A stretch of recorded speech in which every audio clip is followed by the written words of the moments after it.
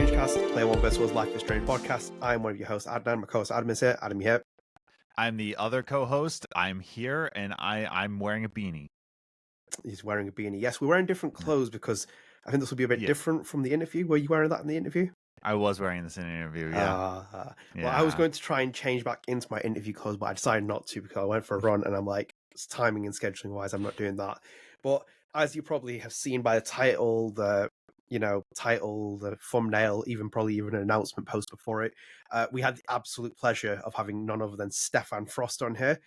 Stephan works at Deck 9. He is the game director on the Expanse Telltale Series. Genuinely over the moon to have someone from Deck 9 on here as well. It's like the first time we've ever had someone from Deck 9 even on this podcast, and it just blew my mind that he agreed to come on here, and we learned so much about the Expanse.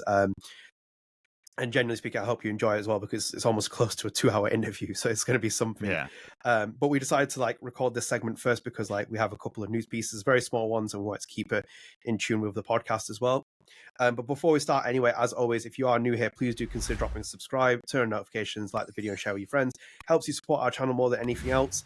And StrangeCast is available on all podcast services, so you can find us on Apple Podcasts, find us on Spotify with the video version. All your favorite podcast services, we are there. And we've also passed 150 followers on Spotify. Thank you so much for that. Thank you for the support for that. It's really appreciated. And also, we are on TikTok. I know sometimes we have a little bit of a feed here which shows which channels you can follow us on. We are on TikTok as well. I've neglected that, but I've tried to kind of put a little bit of content on there. So if you can follow us on there and support it, it does really help us being a very small channel. But like as I said, I hope you all enjoy the interview with Stephan Frost. It'll be coming up in this video. You can jump to it in timestamps if you want. Really interesting talking to him. Really fascinating guy. We learned so much about him. One of my favorite parts in that, Adam, by the way, is when you can you give a backstory when we're talking about, can you give us a backstory of who you are, Stephan? And it's like, I'll cut the short story short, and he tells us his entire life story. And I'm like, this is quite. And when you listen to it, it's like, oh my god, this is amazing. I'm particularly a big fan of when he talks about when he goes into the van after he goes to that job, and he's like, I need to go into the van and scream. But this episode will be marked explicit anyway on podcast services because there's profanity left, right, and center. So, but anyway, before we get to the interview with Stephan, we got a couple of pieces of news. Adam, you ready? I am so ready. He is ready. So let's kick things off with this first piece of news. This broke, I think, just prior to the last episode coming out. Always happens. And this was a big piece of news as well, which was that Don't Nod Banishers Ghost of New Eden has been delayed to February next year. So I'm going to Eurogamer first. This is from Matt Wales. He wrote Banishers Ghost of New Eden. The supernatural action RPG from Life is Strange studio Don't Nod has been delayed to 13th of February 2024 to avoid an quote-unquote intense release cycle for AAA titles, end quote. Banishers unfolds in the frozen North American wilderness in the year 1695, where ghost hunters and lovers Antia Durat and Red Mac Ray are working to protect the living from the spectral dead. Their situation becomes somewhat more complicated when Antea suddenly finds herself unexpectedly dead and also a ghost. Don't Nod and publisher Focus Entertainment had, as confirmed back in July, originally intended to release Banishers Ghost of New Eden on the 7th of November, but in a short statement posted on Don't Nod's website today, Focus has now announced a 3-month delay. Focus put here, and I quote, "We have decided to postpone the release of this new franchise by 3 months," end quote, as the market is experiencing an intense release cycle for AA titles on PC and consoles at the end of the year. Actually, that's part of the quote. No, mind, sorry. Ignore me for that. Focus adds, it's quote-unquote convinced, end quote, Banishers' revised February 2024 release date, described as quote-unquote less saturated period, end quote, will give it quote-unquote the attention it deserves, end quote. So Banishers will now be released in February next year on consoles and PC. Don't Nod put on its Twitter page a little statement as well. They put, with so many unforgettable games in 2023, it's important that each of them shines brightly. Banishers Ghost of New Eden is no exception. Though finished and set for release, we want Red and Antea's story to get the spotlight it deserves. As a result, our publisher Focus Entertainment with our publisher, Focus and Sim, sorry, we took the decision to postpone its release on PC and consoles to February 13th, 2024, a perfect date for an epic love story. Thank you for your patience, Donut and Focus. So, Adam, kick things off as well. We spoke about this previously, and there was a big Kotaku piece that we had actually talked about on a StrangeCast episode. Yes. It had also said in there that it expected Banishers to be delayed, and they have correctly predicted this. You were very much in the camp saying that there's no chance this is going to get delayed. It'll come out at the end of the year. So I wanted to ask you how you your reaction first to this. My reaction, I feel like this is I'm respecting this because it's not like, oh, we just need some time with this, but they're like upfront with like, we're delaying. It's like not because it's not finished, but because damn, there's a lot of games coming out and we want to be in the spotlight. I don't remember a time where like a publisher like this, like it might have been like an indie game, you know, they say like, oh, we're going to delay it, but like a publisher like Focus like was upfront like this, saying like, hey, we're delaying it because there's too many games coming out, you know. So I thought it was like straight up thought what like, yeah, they're going to go for it, they're going to gun for it.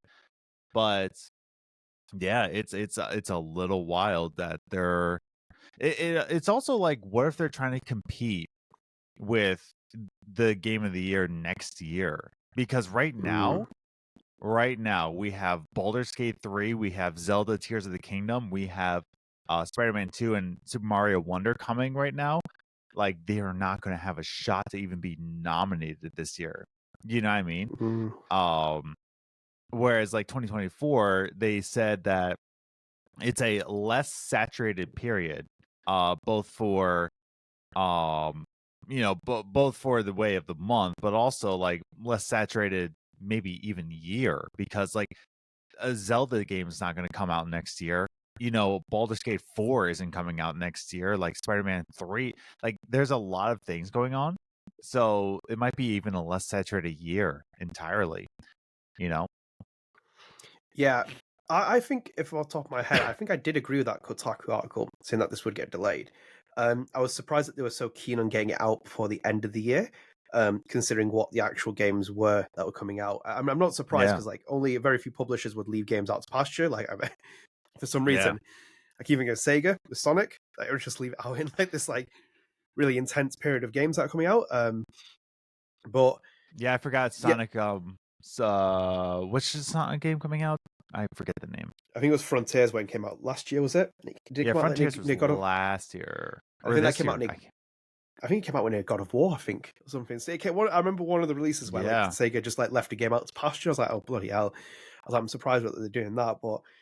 Yeah, like obviously the transparency is important for them to do that. I was always kind of skeptical that they were aiming for the holiday window, and especially in a holiday window where, example, like you have a blockbuster like Spider-Man is basically going to destroy anything in its realm, because that is like a big, because considering how much budget Sony's put towards that game and how important it is to the console's life cycle, it's going to be like the big hitter for Thingy, and then all these other games that are coming out in between here and now, and this period just makes sense, like not to even dodge it. They're better to move it into the early part of 2024 and drop it.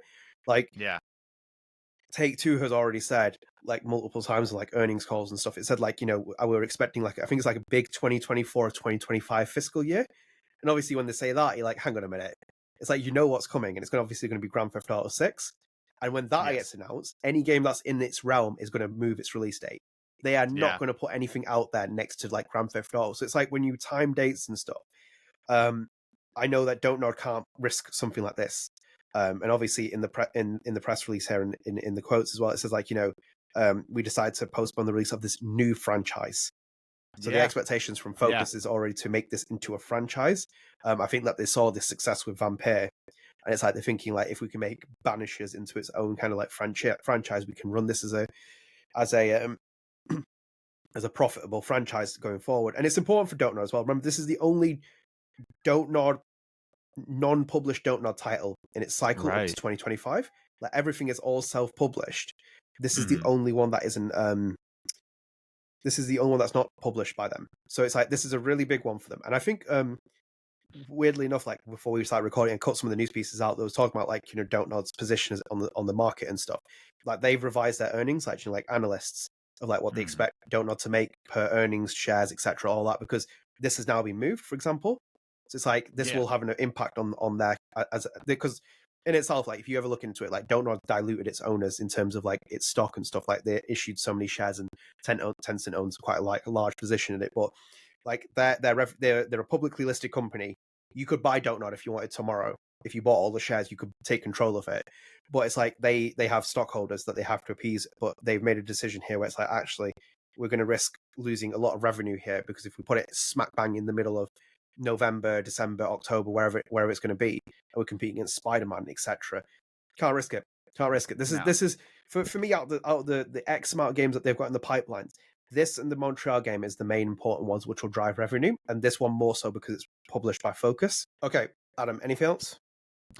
No, other than just like I'm a little shocked, but also like I'm honoring them that like, yeah, like good decision on your part. Like get your spotlight when you can, get your bag.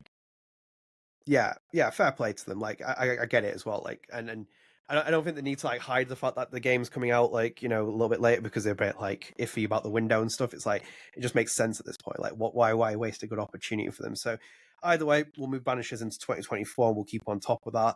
And kind of like, you know, fair play to Kotaku for calling that they'll delay this game, and it's more so it's quite interesting to hear the reasons nonetheless. So we have one more piece of news. We'll cover this now before we jump into our interview with Stephan Frost, or Frost as he's known. So this is Life is Strange as well for the people. We appease Life is Strange fans. So we got a trailer here for Life is Strange Forget Me Not. No, I'm just saying, whoa, it's I thought my cues are all over the place here today. I thought you like it. Right? I was like, oh, right, we lost each other now. No. Life is Strange Forget Me Not, the comic book, has its own trailer that has been dropped by Titan. It was dropped about 5 days ago. We're recording the 8th of October, this segment. 1 minute trailer, Adam. I said to Adam before we even recorded this that I've never seen a trailer for a comic book, but maybe I'm not like versed in the comic book, like, you know, world as I should be. But yeah, it's quite interesting to see this, and obviously we're swinging slowly to is it a December release? December 13th, the first issue comes on sale. And even at the end of this trailer as well, we have a comic book variant E, which is a blank sketch. So I don't know what they're doing there, unless it's like there's like they're getting a fan to design it, or there's a competition going at the minute. I didn't actually get time to check that in, but there's, you know, all the variant cover arts of that. Adam, what did you think of the trailer first? We got a lot more look at the art style. We got a lot more look at the panels and what they will be looking like. I do like the motion involved. Like they do the there's like a little fire flick they did there, so it's just like they didn't just show panels, but they actually did work into animating some of the panels. No, it's a really well done trailer, letting you know what's going to be happening in the first issue. So yeah, no, it's a tight trailer. It's good. Yeah. Yeah, it is really cool to watch it. I'm just watching it again now as well. Yeah, I'm kind of I'm not sure how I feel about this. Yeah, it's a nice trailer. Like in itself, I've always said this. I love Claudio Leonardi's art. I love Andrea Izzo's work on the original series. Their coloring and their visual style and presentation is beautiful. Life is Strange, especially. And then we kind of like get a little bit more run through the story. We see a lot more panels of Alex. We see a lot of panels of Steph. We see Lily, I believe her name is, the little girl, in the trailer as well. So there's quite a lot. There's not huge amounts. It's just a little teaser and preview. I'm intrigued about how far this comic series goes, and if it has the same success as the Vicelli series, which was like 6 volumes essentially. But yeah, I'm excited to see this, and obviously we'll be following it quite closely when it comes out. We're actually going to be running this in real time whilst this is going on, so we can keep on top of the conversations with Life is Strange Forget Me Not, I'm sure. Oh yeah. We also saw some funny comments as well. I think I said this to Adam whilst we were recording, because Titan has uploaded this on YouTube, and I saw like a preview of the first comment, and this is from TR0R, who put, disappointing, the worst part of the series was the overuse of Rachel. She was a more interesting character when she was dead. Oh my god, yo. I love this community. I love this community. Yeah, it's look, I get it. Like Rachel's a weird addition. Rachel was a good and a bad addition for the comic series during the original series. And I think maybe there's a conversation that we had there at some point between me and you.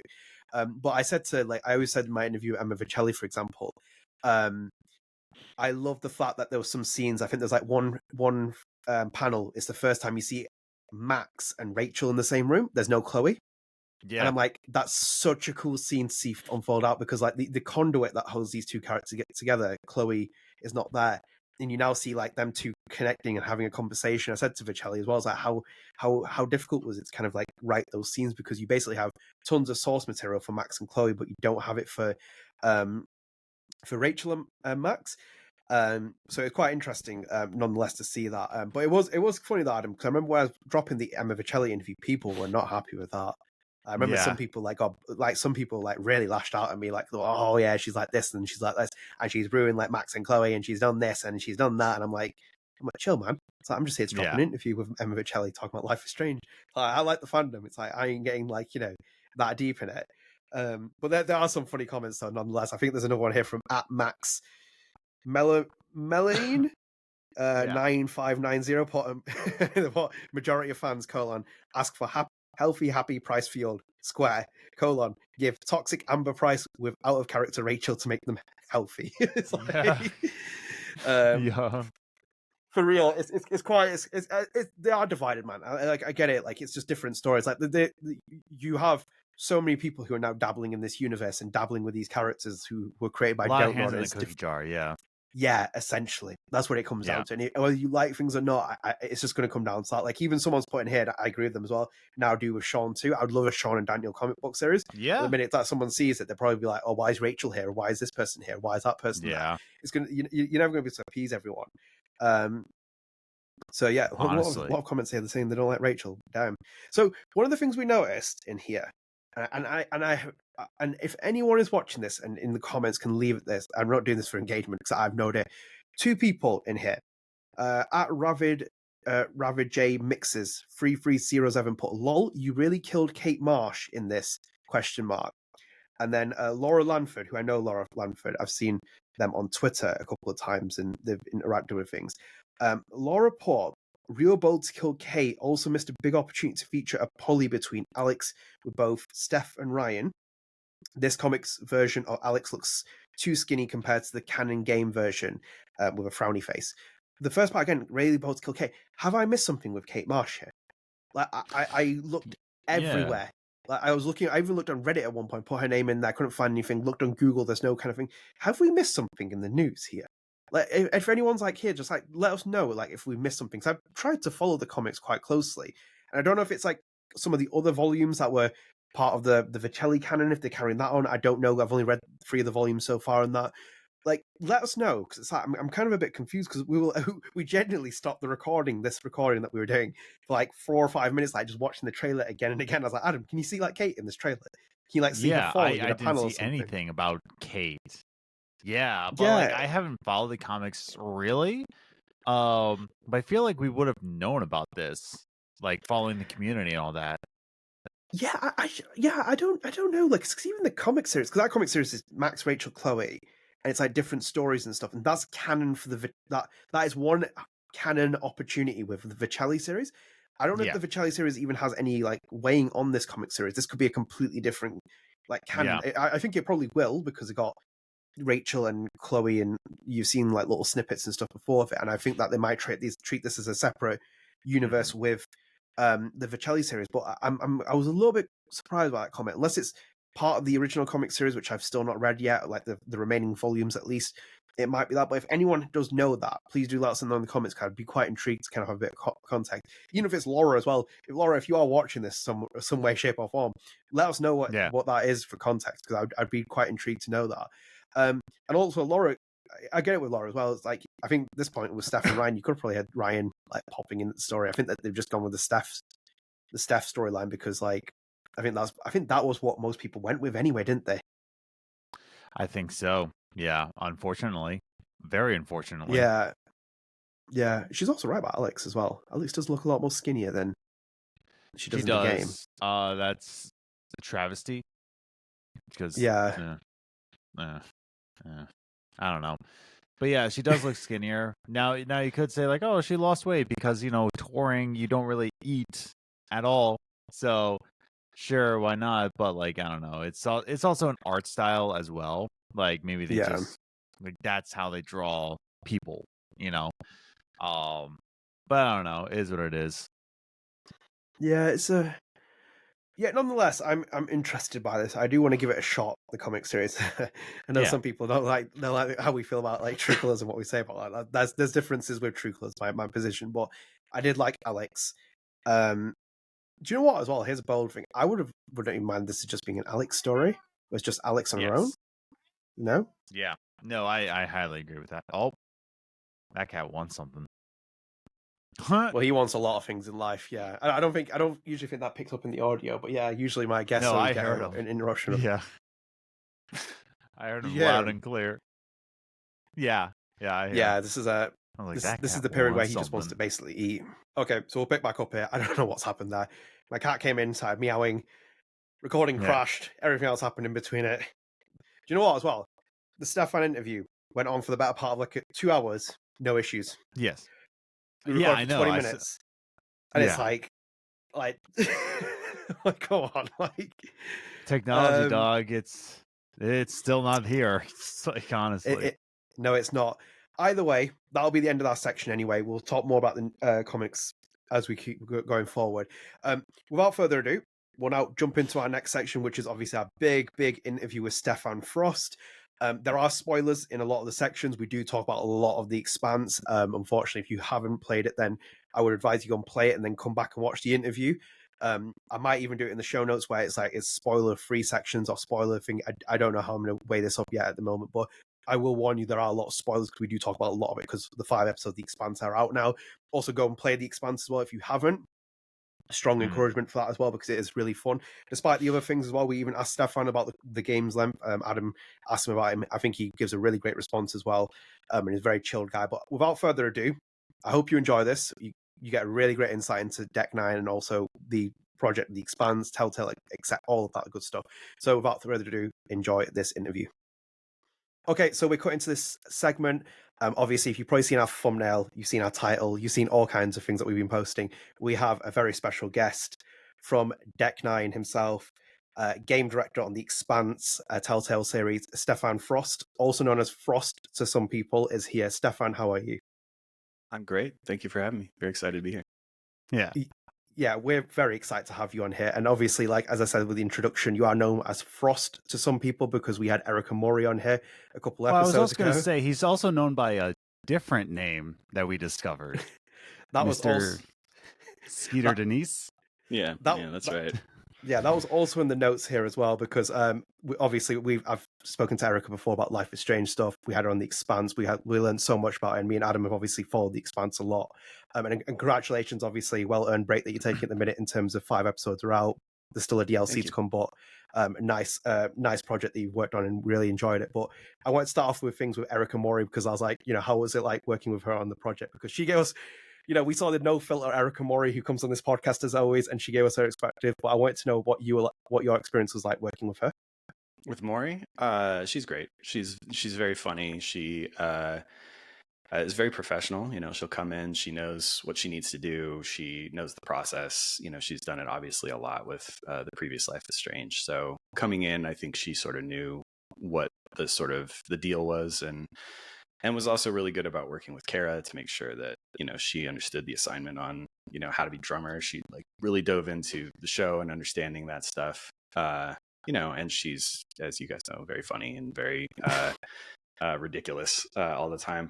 I think my relationship with Mori right now is basically once a week, she'll send me something that she thinks is funny on here's a TikTok that I think is funny. And then I'll be like, it's like a 6 out of 10. And that's usually what our back and forth is with her. But yeah, she's great. She was a lot of fun to work with. She's very smart. And, I'm sure we'll be working with her again in the future on some project, whatever it is. No, it's really glad to hear that. And also as well, I like the fact that you call her Mori in response. Is that in response to you being called Frost that you call her Mori? Because I only know her as Erika. Yeah, I don't know what happened there. I think it just started that I just started calling her Mori just because I sometimes default to last names, but so for I was whatever gonna reason, ask, yeah. Do you yeah, have any like military background in the family? no, not at all. Really? Yeah, Yeah. it's just weird because the places that I've worked at, there's a lot of times where people just call each other by their last names or whatever because there's like 14 mics or whatever, and then you just start calling them by their last name. Yeah. So yeah, Mori is just kind of always what I've called her, but Yeah. no special origin story other than I'm weird. I don't know. Yeah, no. Because that's the thing. Is like if there's like military background, of course, there's the last name thing. I work in restaurants, so I just shout chef all the time. So like talk about last names or first name. Everybody's just dressed as chef. I call the dishwasher chef. So just Yeah. like all over the place with names and stuff. Oh, dude, I'm a huge fan of the bear, so I get it. Good. Yeah. Most accurate restaurant show I've ever seen. Like everybody that I work with are like, thank God somebody actually got it right this time. So yeah, I always recommend that show. Yeah, it's exceptional. Chef. Oh, yeah. It's very good. Oh yeah. So, Stefan, with Erika Mori as well, you worked on the mocap. We'll come on to your side of the mocap you were working on and all the other stuff at the Expanse. But obviously, she was there for mocap, doing additional mocap for Camina Drummer. I wanted to know what your favorite memory on set with her was, because she is quite the hoot to work with from other developers. And I just wanted to know what was your favorite experience on mocap with her?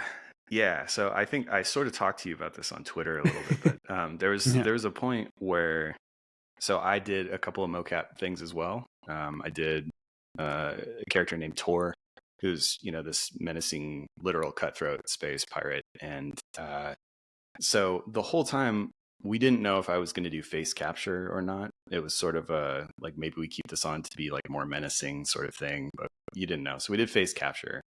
But the look that I gave the entire time was like Judge Dredd, like I was trying to be like, very menacing, kind of like, and the character, we had a face for Tor originally, and his look was like, pretty like mean. And so you want to keep that frown as much as you can, so a lot of times I would be like pushing Mori and then, keeping that face the whole time.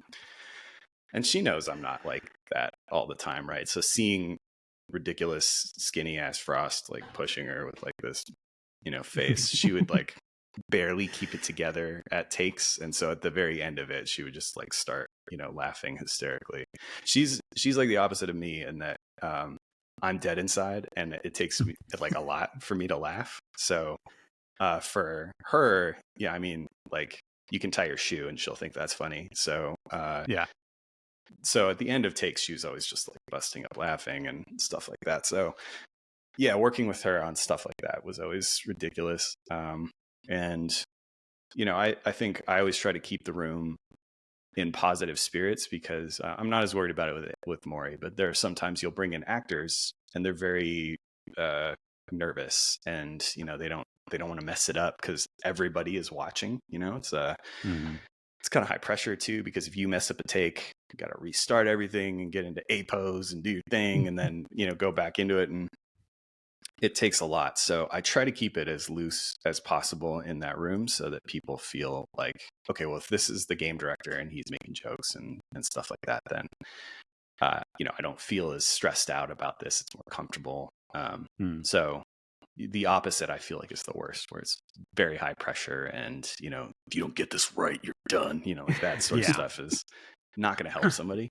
So, I tried to keep it like that. And, Maury's default is, to be a ham. So it was pretty easy for her, I think.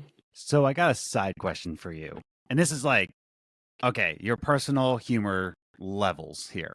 Yeah. So 2 questions for you. One, and they're both follows. One, the new Kevin James memes, like how does that rank with you, where he's just kind of like shrugging? Like, is that a good meme? And second question to that, what are your top 3 meme formats currently? Oh, geez. The Kevin James ones, yeah, they're funny. He's got the like, I don't know. What do you think? Yeah, they're funny. So I really like Pedro Pascal, like he always, Yes. I don't know why his memes are always the funniest to me, but he has those, he's great with expressions and stuff. And so he has that, there's one where he has the like face or the one where he's like laughing and then he like turns into crying meme, Oh, so yeah, that too. Or the one with the sandwich, he's just eating a sandwich there. Yes. His memes are probably the ones that always get me to laugh the most. Right now I think those are the ones that I think are funny, but again, it takes a lot. If you ask people on the team, I'm very friendly and very amicable, but I just don't laugh at anything. So if you make me laugh, well done. It takes a lot, but dang. There's been, I don't know, twice. There one time that did get me, and we would do playthroughs of the game like once a week. And what would happen is I would play through it, or somebody else would play through it, and the whole team would be watching. And the whole point was basically to spot check as we're going and see where bugs are and see what things could feel better and give notes. But John Zim, who's the narrative director, wrote an affirmations thing for Cox.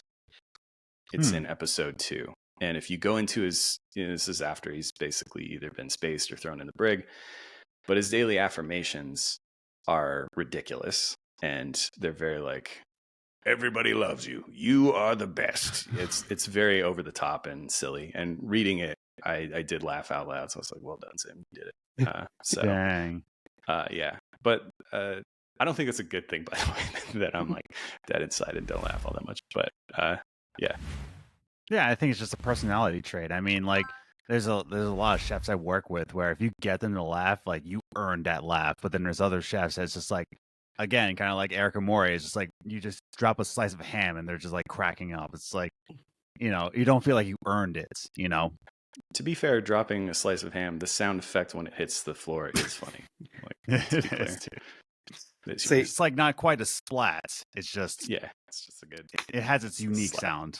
Yeah, that's my kind of humor, and I think that's exactly what we need for this podcast. And Stephan, because obviously when we had Eric on here, we learned so much about the project, and also like my initial kind of thought with Erika coming on was because she was doing motion capture for the physical stuff for Cara because Cara was pregnant, but obviously it wasn't the case of that. But then she said that you guys were even contemplating at one point that you might not have had Camina Drummer herself, Cara Gee, on the project. You were kind of like even thinking about the idea of introducing like a new protagonist because that hadn't surfaced yet. So I wanted to ask, like, what was the main reason to gravitate towards Camina Drummer? Because I haven't watched The Expanse, I haven't read any of the books. I do want to watch the show now because of the game. And when I Google searched itself, it said that, Camina Drummer is not the main protagonist, or came up quite quickly with that. So I wanted to know why you wanted to pick Camina as the character in this. And then also, if you had contemplated doing another character as the main protagonist, if you hadn't got Camina. Yeah. I mean, when we first found out that we were getting The Expanse, we really had to think hard. There are a ton of characters in that show. So really, Holden seems to be the core main character, but the Rocinante crew, and once you watch the show, you'll sort of see this is like the main set of sort of main characters. But the issue was the authors have done such a good job in fleshing out that world that it was really hard to find a way in with a character that we knew. Like a fan favorite seems to be Amos, who's a great character. And has also had a show, in season 5, really goes into his history and background. There's a book that goes into his history and background. So looking at all these fan favorite characters and things, it was kind of like, wow, is it really worth telling a story for like the third time? I don't know. Maybe you could find some weird little inn that hasn't been covered, but felt strange. So we had thought about other characters that didn't exist. If you look at like Lee and Clem in Walking Dead, they were not in the series, before that game. You would run into Glenn or other characters from the books or the show, but really those were made up characters for that. So we were thinking, okay, maybe we do something along those lines. Though, I mean, Drummer is my favorite character from the show. I really liked the personality and the heart that Cara brought to the character. So to me, that was like an interesting take. For whatever reason, also, I don't like to go with the thing that you expect when you're seeing something. Like, I think a lot of people would have thought like, oh, it's going to be about Amos, or it's going to be about Holden, or one of the core crew members. I wanted to have something that would catch people off guard. And also, she was sort of a fan favorite too. There's a lot of people that really like Drummer. You can look up loads of videos and internet postings about like how Drummer is one of the best characters ever, and I agree. So we did that. But if we couldn't get Drummer, it was sort of bandied about like, well, maybe we can make another character that is new, that runs into other characters from the show, or something along those lines. But luckily we got Cara, and she was fantastic and very prepared, came in, knew her stuff, and was very sweet. My main fear was, oh God, this is going to be a Hollywood person, and they're going to meet all these demands. And, I've worked with celebrities and stuff like that before. And so it's always a hit or miss. Like, sometimes they're very humble, and sometimes they don't have time for you, sort of thing. But she was great. She threw everything she had into it, and you can kind of tell in the performance. So yeah, I was happy we got her. So going on like some behind the scenes stuff here, when you said like, oh, we got Cara, without like going into any like details like phone numbers, emails, but like what does that process look like to get a celebrity guest onto a video game? Like, what does that process look like? You usually have to reach out to their agent. So if they're at a certain level, they're going to have agents, and hell, even if people aren't at certain levels, they have agents. But they're with her, we reached out, and somebody at Telltale did the legwork of reaching out to their agent, got to talk with them. Her agent is great too, very communicative, and put us into contact with her pretty straightforward. And then we got to meet her, weirdly enough, in a recording studio in Canada. It was at some dude's house in his weird shed that had a recording studio in his weird shed. In Canada. Yeah, because she was working at the time. So we needed, if you see the first debut trailer that we did, it was at the Game Awards. She was on site and shooting something in some remote region of Canada. I don't even remember where, but we had to find a studio that was close to her to get her voice for this trailer. Wow. Which we did. We located and worked out when she could go and get there. And that's when we met her, and this very grumpy recording engineer who had no idea who Cara was or had recorded ADR before. ADR is like speaking over something that's already been recorded. Okay. So Mori did the motion capture for that trailer, for example, and the talking part of it. But then we had Cara come in and do her voice over Erika's performance. So that's what she was there to do. But we met her there. She was super humble and very nice. And, she had to explain to the recording engineer, hey, sorry, I'm going to talk in a really weird accent that you don't recognize. It's from the show. It's going to sound weird. I'm just letting you know. And he just kind of went from there. Stephan, that's what I wanted to ask you as well, because what I watched your playthrough with Cara Gee, which was really fun. But what I didn't realize was that Cara Gee's voice isn't Camina Drummer's. I had made the assumption that her natural voice was Camina Drummer's. So I kind of wanted to ask you, what was it like? Did you see her at any point during the mocap, or like in terms of a recording session where she put the voice on? And what was the kind of immediate feelings? Do you get chills just seeing her do it? Because it is quite the voice. Yeah, she goes, as she puts it, it's in the basement. It's so strange. I had watched her for years with that voice that she has on the show. So seeing her, and I had looked up stuff on the internet and stuff, because I'm like, let me look up things about Cara. And yeah, she used this very sweet, hey, hello kind of voice comparatively to Drummer, which is throw him out the airlock. It's just down here. So it was a little shocking at first to see that she's such a different person, and it really is a testament to her ability to be a great actress and change so much and maintain that. So yeah, it was great. It was great hearing her in the studio just kind of go into the voice. And read stuff that you've written is very cool. Like that's it's an experience I wish a lot more people could have. This sort of like, I'm going to write this thing, and then somebody who's very talented reading this, and it sounds awesome. It's an amazing experience. So it was great with her to do Dang. So I'm gonna risk something here, which was that I started looking up online and I saw that you do Tor, you do Anderson Dawes. Dawes doesn't appear in the game. Yeah. What I believe is that someone else plays Dawes in the show. And you've obviously came in as a substitute, and a very good substitute, I should add as well. Those performances were great. And despite the fact that you didn't get Cara Gee at first, did you not contemplate maybe me using Camina Drummer and then using Mori's voice, or using another voice actor? Or was it just like, we're not going to risk it because of how iconic that Cara Gee has made this character? If we didn't, thank you for the compliment, by the way. If she did not decide to come with us, it would have been a different character. I wouldn't have wanted somebody else to come in and do that voice, because it would be so jarring for anybody who's watched the show to see it and say, well, this is clearly not Camina Drummer. And it would probably take a while before that sort of happened. With Dawes, Jared Harris is the actor who portrays that, who's an amazing actor, right? He's been in Mad Men, and he's on oh my god, what's the new sci-fi show he's on? That's the Asimov novel that's on Apple that is escaping me.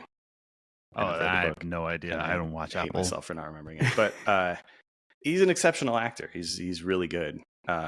And getting him, it was just like, it was not going to happen. Like he's at a status now where it's just, he was not going to come in on a video game. So, so that one we sort of had to, and Dawes was a big part of Drummer's life. So there's a book called Butcher of Anderson Station, which is sort of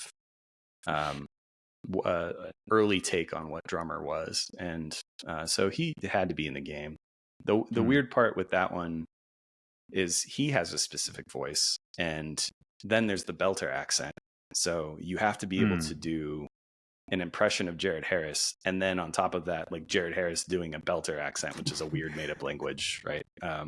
So all of those things needed to come together. I sort of, by happenstance, sort of did an impression, and people were like, actually, that's not terrible. And we were talking to other people about doing it, and we couldn't find somebody that could hit it. So I was kind of like this, I guess Frost can do it kind of thing.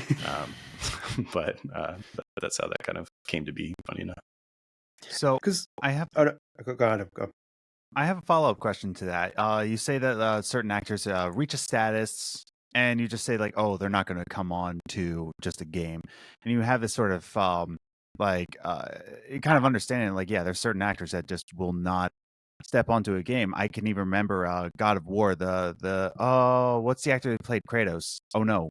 The new Christopher one? Judge? Christopher Yeah, the new Judge, one. Yeah. Yeah, Christopher Judge, yeah. Where he didn't even know he was on a game, like he thought it was a movie. My question for you is that do you think video games are going into the direction where actors will start to respect on, oh wow, I'm got a role for a video game? Or do you think it's always going to have a future of it's going to be a niche subject and actors are not going to respect it? Like, what's your take on the future? No, I mean, I think with motion capture heading the direction that it is, and even without that, with animation, like if you look at Pixar, the first 10 minutes of Up is going to make me cry every single time that I watch it. I can hear the song that plays, and I'm like, nope, turn it off. This is going to make me well up. So I think that there's enough advancement in the medium to get people that are not hardcore gamers to feel something emotionally. So I think that you'll start to see more of it. And it's also a medium that seemingly has become more taken more seriously by a lot more people. I think what's funny, to probably everybody in this chat, is The Last of Us show came out, which is exceptional. It was really well done, and it's based so good, very closely on what the game was. I mean, there's some changes here and there, but for the most part, pretty close adaptation. And I think you're starting to see, like, I've seen people cry at our playthroughs, right? When certain things happen in the game and they're brought to tears. I'm like, well, cool, we did it. We made characters that people give a shit about. Yeah. So I think you'll start to see that more and more and more, especially as the technology advances. But I think we've known that for years, that it's a great medium for things like that. It's just the person who doesn't play video games will always look at it like, I don't know, it's like Pac-Man or something, right? It's not it's not taken seriously maybe from those folks, but I do feel that every entertainment medium has gone through this, like radio to television to, you know, movies. All of those things are often at their inception criticized as not art. Like, this isn't art. You know, art is a painting, or art is a sculpture, and then they adapt it, and you know, you can have a radio play that brings an emotion to you, which I think the definition of art is to make you feel something, and I think games do that. And so yeah, certainly I think that it will become more recognizable, but I'll be honest, I don't give a damn if people do think that or not.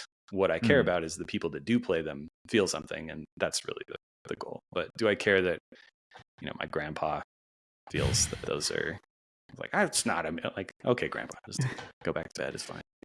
Yeah. Oh my god. No, I feel a very similar way, because I do music on Spotify, and it's very niche kind of music.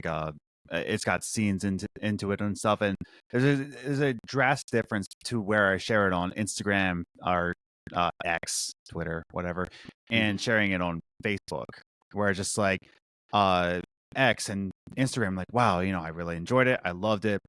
Facebook, the responses I get is like, wow, glad you're staying busy. Oh, nice hobby. And it's just like, this is why I don't share it on Facebook, man. It's just like, like what you said, go to bed. Goodbye. Yeah. And it's just, it's that stark fine. difference. It's also, I like metal music. And there are certainly a lot of people that they'll hear it and they're like, oh, how could you listen to that? You know, but for me, I'm like, I love this. But who are you listening to? Top 3 artists. Oh man. So I just saw Gojira live. They're probably one of my favorite metal bands. I love Gojira. Yeah. They're one of those, like, metal is also this weird gatekeeping, it's such a broad, divisive. Yeah. But there are a lot of people that will go, oh, that band sucks. Like, I like Ghost, and there are a lot of people that are like, Ghost is terrible, dude. They're weak. Ghost is like a cult sometimes, though. Yeah, it's weird unto itself. But the funny thing is, there are people that don't like it or love it. And Gojira is one of those bands to me in the metal community that pretty much everybody's like, yeah, they're awesome. So yeah, I like them, or Amon Amarth, just like a Viking metal band. Yeah, when my kid was like a year and a half, he was going, Rage all horns, like as a little, you know, just getting him into it young. But yeah, I totally see, you know, I understand that not everybody's going to be into it and not see it as, you know, an interesting art form or whatever, but I do, and the people that listen to it do, and that's really what I sort of care about more than people who don't. Have you ever listened to Make Them Suffer? No, that sounds metal as hell though. Oh, it's so good. The their whole concept is like this intergalactic story where it's just like a conceptual album. But the last album they released in 2020 was about the singer's struggle in fame and how he's like handling all of it, and it's just so deep. There's this pressure that he feels every day, and he feels like he should just die, and like it's so emotional. It's so good. But yeah, Make Them Suffer is another good one. But Gojira, yeah, top up there. Those are good choices. Yeah, they're some of my favorites. Yeah. So, bringing this back onto Deck 9 and Stephan. Yes. I'm going to shift gears away from Telltale and Deck 9, and more so the Expanse, because one thing I found, and we were talking about it up before we started, was like, we didn't really know who Stephan Frost was. It's like he popped up. I looked on IMDb. It's like he's got the Expanse credit rolls there. and then even like with the roles performances that you've done the Expanse. But I was like, has this guy worked on Life is Strange? Has he been on that part of Deck Nine Studios? And then even like when we spoke to Erika, we got an introduction to Zachary Andrews, who's a performance director. We'll come on to him later. I just kind of want to know what's your backstory and like how you got to Deck Nine, and then how you ended up working on this project, and how this project even came about, because obviously it's Telltale and Deck Nine for us. Me and Adam always said like two narrative powerhouses coming together to make a game. It's like this is quite the mashup that most people never even expected, and you saw that with when the Expanse was announced. People were like, wait, Deck Nine's working on this as well. Yeah. I'll try to keep this as concise as possible, because like you could do an entire podcast on this. But I got my start at Disney Interactive Studios in 2007. And I had finished school maybe a year and a half before that or so, and I got a degree in communications, and that shit is useless. There's not many people that are like, I'm dying for a communications major. Get them in here, stat. Like it doesn't exist.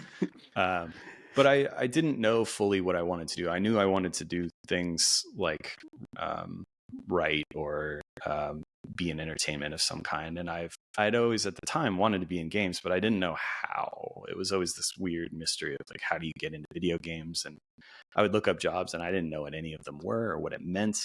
So it always felt kind of distant and far off. But I interned at a bunch of places, including G4 TV when it was on, and worked on the show X-Play for like a very short amount of time. It was an internship, so I would work as a very didn't get paid to do things, is what I should say. So did that for X-Play, and after that I interned at Vagrant Records, which is like, I don't know, emo / metalcore, metalcore, just indie sort of label. They had like Alkaline Trio and Dashboard Confessional and a couple other bands. So did that for a while, and then I was interviewing for two jobs. One was to be the web content manager for the band The Offspring. Which would have meant like going on tour with them and saying like, these are what the guys are up to and this is what's going on or whatever. Yeah. And then another one was Disney Interactive reached out and said, we have this paid internship program. It's only 6 months long, but you get to work in licensed product stuff. So you would work on like at the time, Ratatouille or Cars or whatever for Pixar, or whatever movie, Meet the Robinsons that's coming out or whatever. So I didn't get the Offspring job, but I did get the job with Disney. And thankfully, because the music industry is a very hard one to get buy-in these days. But and you know, I think I'm glad it worked out the way that it did. But so I did that for 6 months. I had never been unemployed up until that point. Like I was working when I was 16 and then just kept going. So there was this prospect of me being unemployed and I was freaking out. And I was interviewing at a bunch of different places, but everybody was like, hey, you just don't have enough experience. And a company in Utah named Sensory Sweep Studios reached out and said, would you be interested in a design role? And I said, yeah. And so I interviewed and they said, well, you've got the job. And I was like, well, hold on. This is in Utah. I'm in Southern California at the time. I'm like, can you guys fly me out there? Because I don't even know like what Utah's like. And so they said yes, and this is a red flag. They said yes, but if you don't take the job, you have to pay for the costs of you coming out here. Wow.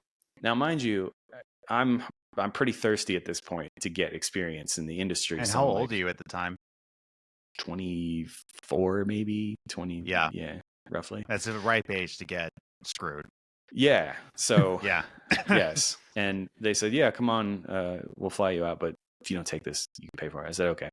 I fly out there with my then fiance, who's now my wife, and we check out the area, and they have 200 people working there, which is massive for a video game studio. That's not a normal thing. So I was like, okay, then they have like 3 to 4 projects going at a time. They had done mostly DS titles and a couple of like, they were at the time getting into Wii and 360. So I said, okay, you know what? Yeah, I'm going to do it. Yeah. And so I'm supposed to work on a Smash TV remake, if you know what Smash TV is. Yeah. Oh wait, I'm thinking of something else. No, yeah, I don't think so. Smash TV is like, if you've seen Running Man, the Arnold Schwarzenegger movie, it's basically Yes. like, you know, violent sport caught on film and showing it to an audience, and that's what Smash TV is. It was ridiculous, but it was from back in the day, and I was like, oh yeah, this is like when I was a kid, I played this in the arcade. It's cool. So I pack all my stuff. I move to downtown Salt Lake City, Utah. I don't even have all my stuff unpacked. I start that Monday. I walk in and they say, hey, bad news. We didn't get Smash TV, actually. And I said, oh, shit. Okay. Well, what'd you get? And they said, Major League Eating the Game. What? And at this point, I said, if you'll excuse me. And I walked into my truck and I screamed fuck as loud as I could for like about a minute straight. And then immediately I got out and I went, and I walked in and I said, okay, let's get started on this shit. And so we, you know, I'm glad I had a job and I didn't move there for nothing. So, yeah, I worked on Major League Eating the Game for about 7 months or something, 8 months. Wow. And they said they wanted a mix of, this is the publisher, Mastiff Games. They had said, we want a mix of Street Fighter Alpha, Mario Kart, and Dance Dance Revolution. And I was like, have you played those games or did you just pull this out of a hat? Like what? Yeah. There's like not much crossover there.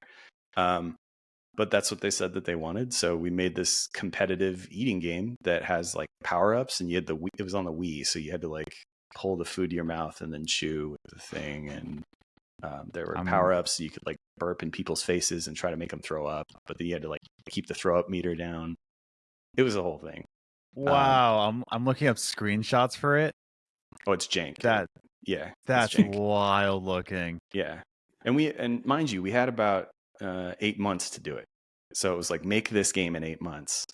And it had like online play, so you could play with other people if you had a friend on like a Wii code, friend code, which is also dumb. Why would you do this? Why, like, this game is not going to be big enough to demand playing this against other people. But it's network code that you need to put in and figure out, which we did. But yeah, it's like one of those things where you shut up and take the money because that's what is available at the time and you get experience. So I did that, and I worked on a couple other things randomly as like a camera designer. And then that studio shut down because the owner was taking money out of people's checks for taxes, but then he wouldn't send that money to the government.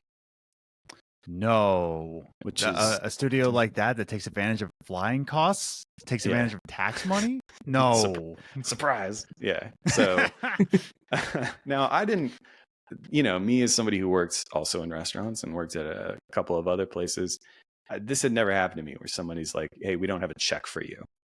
Or I was going to say it's happened to me once before in a cheesesteak place in Philadelphia. He would not pay us on time because he used paycheck money for other activities. Oh man, see, like that shit blew my mind that could exist. I'm like, what? I'm just used to regular honest people or companies that can't do that shit. So yeah, yes, that is insane. That's crazy to me. So then that company goes out of business. Obviously, that guy in fact went to jail for a period of time, and I'm owed money that I'll never see. Like I'll never see that again. But yeah, so there I am unemployed in 2008/9, which is like the worst time to be unemployed. Oh because that was during the recession. And I didn't have a job for like 4 months. And then I moved back to California, and worked at WayForward Technologies as a level designer on Batman the Brave and the Bold, which is a fun little side scroller game based on the cartoon show for the Batman game. It's not like Arkham Asylum, dark or anything like that. It's very much like a kid's game. But it was fun. It was well done, and the art's great, and the writing was actually pretty good. And then post that, they laid off the entire design team except for me, and they said, do you want to be a producer? Because we don't have any design roles right now for anything. And also, can you take a week off furlough, like no pay, because we don't have any money coming in? And Not asking for much. Yeah. But it's like, it's either that or nothing. And so I said, oh, okay. So in that time that I had that furlough week, I started applying for other jobs because I was like, man, this is not going to be consistent and I can't be living like this. So after that, I got the role at Carbine Studios on a game called WildStar, which is an MMO that came out in 2014. But at the time, this was 2010. So that I worked on for 4 years. And not only was I a producer, I was the design team producer. So I would work with quests and combat and, trade skills and economy and anything related to design. And I also did voiceover work for them and also did like a dev speak series. So if you ever see anything where it's like a dev talking about stuff, that was me kind of talking over cool mechanics that were coming into the game and stuff like that. And then from there, I worked at Amazon Game Studios. I worked on New World for all of like 9 months. Amazon was not really my bag. I didn't really like the way that they were organizing how the game was made. I think they made a lot of improvements since I left, but at the time, I really was not into it. And Blizzard had reached out and said, would you be interested in working on World of Warcraft? And I said, yes, absolutely. So went there. And once you start to get experience in a certain genre, it becomes a lot easier to sort of work within that genre because people know that you understand what it takes to make one of those things.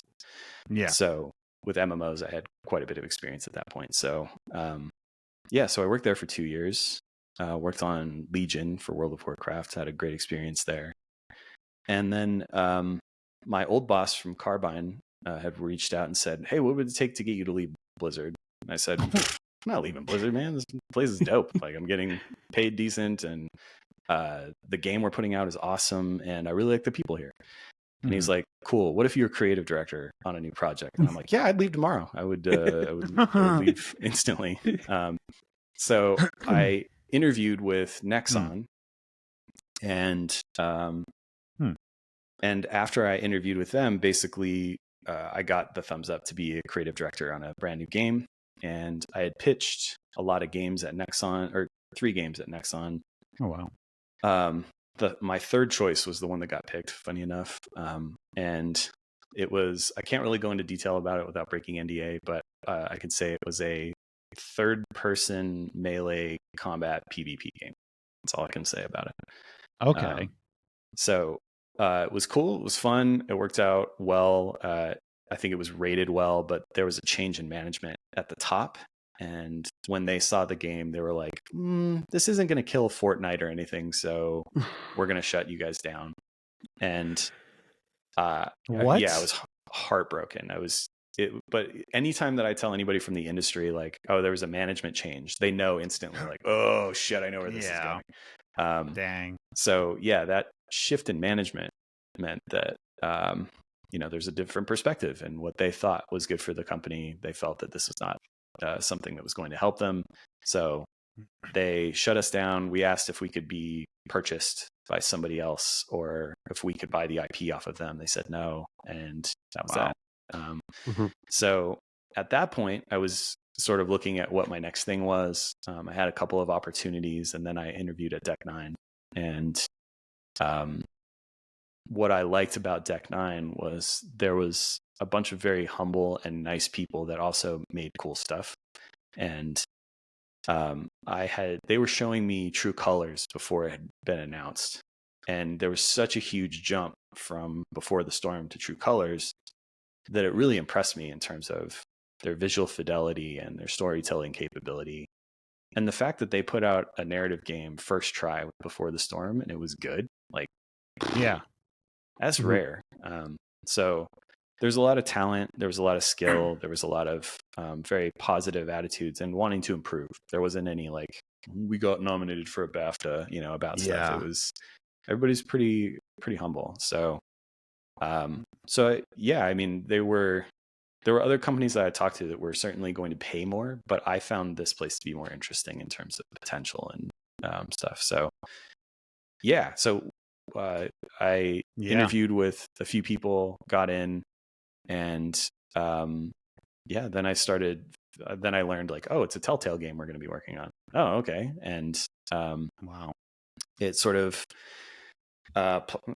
landed in our laps that it was going to be the Expanse, and which was cool with me because I'm a sci-fi fan. So seeing that, I was like, okay, that was a long ass explanation there. So like with all that journey going through, like I want to get your perspective on this question. You always hear it's like it's not what you know, it's who you know. Based off of your life journey right there in terms of the games industry, if you had to do a pie chart of what you know and who you know, where does each of them sit on that pie chart? So I didn't know anybody getting into the industry, not a soul. So when I got in, I was lucky. This never happens. Like I had my resume up on, at the time, monster.com, which I don't think anybody gives a shit about anymore. But yeah, right. At the time, that got noticed by somebody because I had G4 experience on my resume, and the G4 thing, I didn't know anybody there either. So it was a lot of putting myself out to everybody that would listen and really just kind of seeing what happened. The place in Utah didn't know a soul. Like they saw my resume on, I think it was Gama Sutra at the time, and now it's called something else. So, and then the job at with the Batman game, my boss, Stephanie Wise, she knew somebody there, and she knew that I was looking for a job, so she had recommended me to somebody else. And then I interviewed, and luckily didn't shit the bed. So from that point, that got me in. And then funny enough, at Carbine, the guy who interviewed me is a guy named Eric DeMilt, who's my boss, also worked with Stephanie Wise. And he had called her and said like, hey, how's this Frost guy? And she's like, I like working with him a lot. He's great. And then so I got in through that. Amazon, I didn't know a single person. Blizzard, I knew a couple people, but nobody that was like the hiring manager. And so like a majority of those things, and Deck 9, I didn't know a single person. It sort of just depends. Like sometimes that helps with the who you know.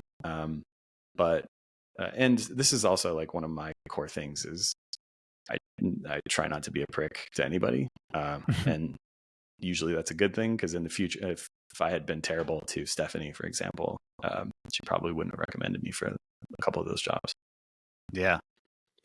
Stephan, when you got to Deck 9, because I don't really know the behind the scenes of this kind of stuff, but because you'd come in as a developer, but like, how did you get selected as the game director for the Expanse? Were you brought in for that role specifically? Because obviously when we saw like with Life is Strange, like where Pickersgill and Chris Floyd were co-directors on that game, and then we moved to Zach Garris on True Colors, and Zach Garris moved from like the writing to a director role. But I wanted to know like what the process was for the Expanse. Like, were you just automatically put into the director's role?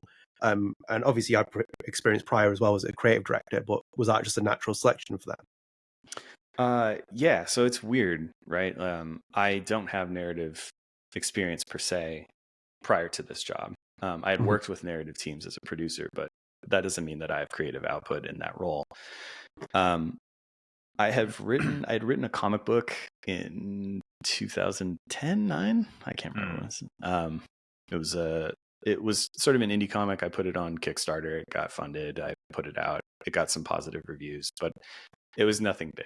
But I had some creative experience in creating characters and worlds. And I'd also made a board game called Brutality. This board game came out in 2019, I think. But that one also had like characters that have a background and personality. And like one of the characters has a demigod baby and a big ass sword, and she's a mom that like carries this kid through stuff. And there's like there's a conjurer who like speaks through a severed head and stuff like that. So I had to create characters that had personality to work with the artists to do that. So I not only had process understanding from production time, but also had, creative director experience on the project at Nexon.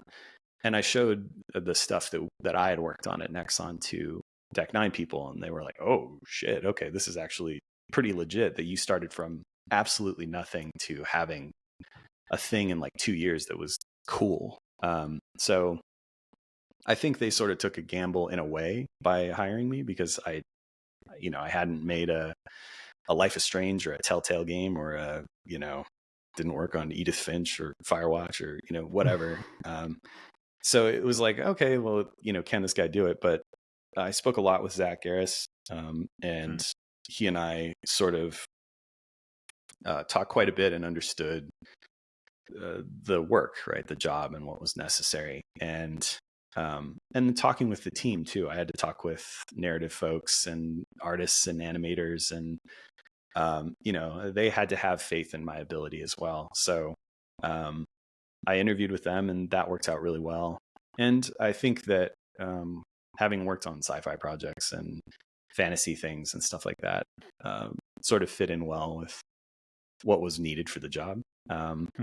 And yeah, what's also weird though, if you think about this, because this happened to me originally with combat designers. How many combat designers do you think exist on planet Earth? Not many. I have no idea. I'm going to say 10? not many at all. Oh, more than 10, but I would say like less than 500 probably on the planet, right? Yeah. Like if we think about it. So what that means is you can't always hire for that role with experience in mind that is exactly applicable, but you can look at the potential of somebody and what they can do. And similarly, how many people have directed a narrative game on this planet? In like history? Yeah. Not many. Because like narrative games have really just taken a push in the past decade, I want to say. So I mean, you have like Monkey Island and stuff from like back in the day. Oh, that's true. But even then, it's a different beast than, having mocap and performances and. Yeah, that's what I mean. Yeah, it's so directors. I want to say like a guess of 250. Like I'm going to say like half of combats. Yeah, maybe.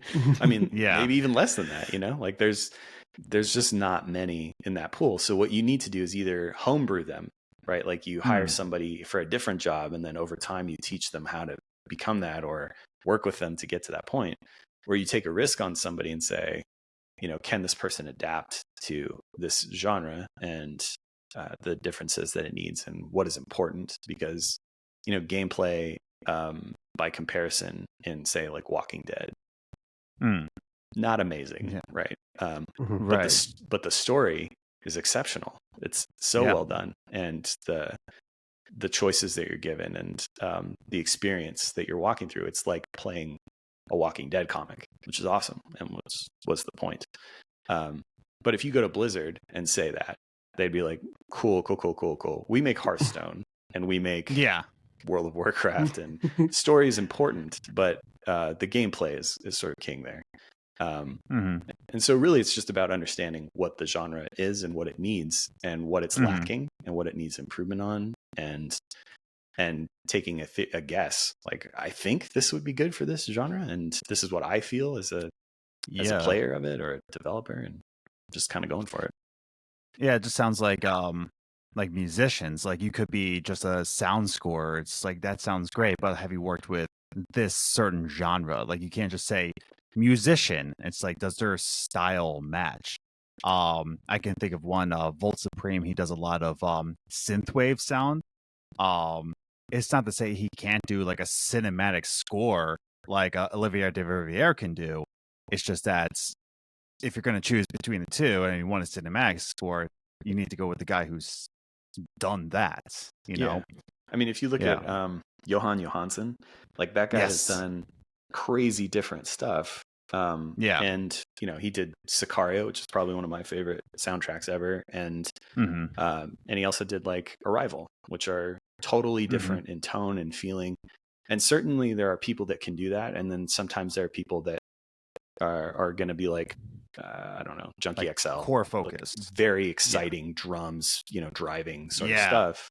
And maybe Junkie XL has it in him to make something that is as beautiful as Arrival is in terms of its like mellow and ominous tone. Atmospheric, yeah. Yeah, instead of that driving, like, which he is exceptional at. That's also one of my favorite soundtracks is Mad Max Fury Road. I think that it's just maybe he hasn't gotten the chance to. Maybe he doesn't have it in him. Maybe he doesn't want to. It's just it depends on who you're talking to, and do they have the capability to do that? Really insightful, Stefan. It's really interesting to hear that. And obviously, in your role as game director, you'll be supervising a lot of things. And then through this project, we've kind of like, me and Adam have learned more about Zachary Andrews, who was the performance director on this game. Obviously, Erika told us a lot about him in terms of the working with him on this set. I really only knew Deck 9 through where Pickersgill doing the Life is Strange stuff as performance director. So obviously, Zach was a new name for me to see. And you'll have worked with Zach because he's doing the mocap, he's leading all the stuff. But I wanted to know, like, what was it like working with him? And then were there also any instances where, like, maybe you guys saw a different vision for a scene? Because obviously you're in like in the writing room, you might be in the directing role, supervising all these different things and conceptualizing something in your head, and then Zach produces something completely different in terms of performance, which you might have thought that was different from what I expected, and whether it was like what you'd imagine. Because Webb told me similar to his experience with Philip Bark when he worked on Before the Storm. It was like you could be in a booth with Philip could lead the direction a different way, and then even they'd get the actors out afterwards and he'd speak to Philip saying, I don't know if I want that direction or that direction. Why did you go that way? So just to kind of like, what was it like working with Zach? And then did you ever experience that where certain scenes could be played out completely different from what you had in your head? Yeah, I'm going to call him Xandrews because this is what I call him normally. Xandrews was great to work with. He was similar to me. He was somebody that hadn't done this before in this capacity. He had a background in theater and was really motivated. You could tell even in the interview that he was very, he did a lot of different stuff in tech and music and all this other things that, but because of his acting background and because of his ability there, working with actors was a big part of it. But he also came to the interview over prepared. Like he did things where he was doing blocking charts and setting it up in different scenes and like how he would, do that stuff. I'm like, God damn, this guy came prepared. So, so seeing that was great. And to me, that was like, okay, we should give this guy a shot for sure. And so he came on set, and the thing about Zach that I really like is he adapts very quickly and he does not get offended by feedback or things that we could work on and improve. So when we were doing the stuff with Cara for the first time, doing the ADR sessions, it's like a VO session. You have your lines, you need certain takes, and that process, usually how it works is you say, okay, we're going to do line 30A, and then you do it, and then you have a bunch of takes. So you do 30A, 30B, 30C. And then at the end of it, you say, I really like C, circle that, or whatever. And so that first time that we recorded with Cara, it was too long. It took too long to get in between each lines. But talking with Zach about it, I'd said, okay, look, here's how these things typically work in larger scale VO recording sessions for shows, cartoons, games. This is, what it is. And by the next session, it was flawless. It was just going through those things. He just took it to heart and then continually improved that process as we were going through, to the point where I didn't need to be really involved. All I did was like, here's some suggestions for next time. And he ran with it. So I love that about working with Zach. Then there's the part of him working with, to your other part of the question, did I see things differently than he saw them? The way that I work typically is I want him, because he's the performance director, to be the one running the room. I don't want to go like, get out of the way, this is my room, and then tell everybody what it is. But what I do is he does a couple of takes. He has his thoughts on where it should go. And then usually I'll talk, if I think those are good, then it's like, circle B or, whatever. But beyond that, if there's something where I'm not feeling it, or there's something that I think could be fun or interesting, or this is where some of the people recording hate my guts, because I'm like, what if we change it to this, and we change something in the line or whatever. He was very open to that, because it would happen after the takes that he was happy with, and he's like, do you have any thoughts here? And then I'd say, what if we did this? So instead of me saying, I don't think that's what I think is the thing, I would just say, can we try a take like this afterwards? And that way we can maintain that level in the room where it feels collaborative, and it's not, no, your vision is not correct. Like, I don't want to do that. Right. So we would just get a few different versions of those takes. And then at the end of it, he and I would talk. And if there was something that we felt like we couldn't figure out which take was the right one, we'd come back to it later and then discuss it, and then go from there. But I try to be as collaborative as possible. Like, I have things in my head that I want to see, but also I'll be the first to say that a good idea can come from anywhere. So. Yeah, that is really interesting. And obviously with your performance as well, because I wanted to pick your brains about this, because I read up online some of the interviews and stuff. You've done voiceover work before, and you said it during this podcast as well. But you're not like traditional actor. And like, as I said, those performances are really impressive. Like, a game director's come in and just start working it, and then also do motion capture. I wanted to know, like, what was Zach's perception of that? Because he's obviously got an acting background. Erika's got an acting background. They're professionally trained actors. And yet you're here waddling onto set and just like delivering great performances as well. And it's like, did you like catch them off by surprise, like when you stepped up for these performances? I don't know if I caught him off guard per se. I think that a lot of what I do, so this another insight, which I think Mori talked with you guys about, but every person that started on the project, I walked them through the story, like a D&D session. And so I would say, okay, the first thing we see is an older man getting dragged down a hallway, kicking and screaming and yelling at these two brothers that are dragging him down the hallway and throwing him into an airlock. The door closes, and we see Camina Drummer walking up, and she puts her hand over the button, and just as she's about to push the button, it cuts, and it says 8 hours earlier. And then we're talking with that same guy, and his first line is, "Let's celebrate," and and so I went through this whole thing. So in a way, people understand my storytelling ability from the get-go, and usually I'm doing the voices and doing all this stuff along the way. So they sort of knew I was a ham, and could DM and do impressions and stuff. But I think they were kind of in fact, like Tor, I would always just do the Tor voice to tell people like what's going on or whatever. And in fact, I did Cox for the trailer in the very, very first one, so that if you hear the voice like that's doing that, that's me. And funny enough, there was a point where the people at Alcon are like, just keep that voice in. This, really? Like, whoever did this, just keep that in. And I was like, okay. Like it was I just did the temp for it. It was supposed to be like somebody else was going to do it. It was before we had casted who Cox would be. So I just did that voice, and they're like, just keep it, it's fine. So we did.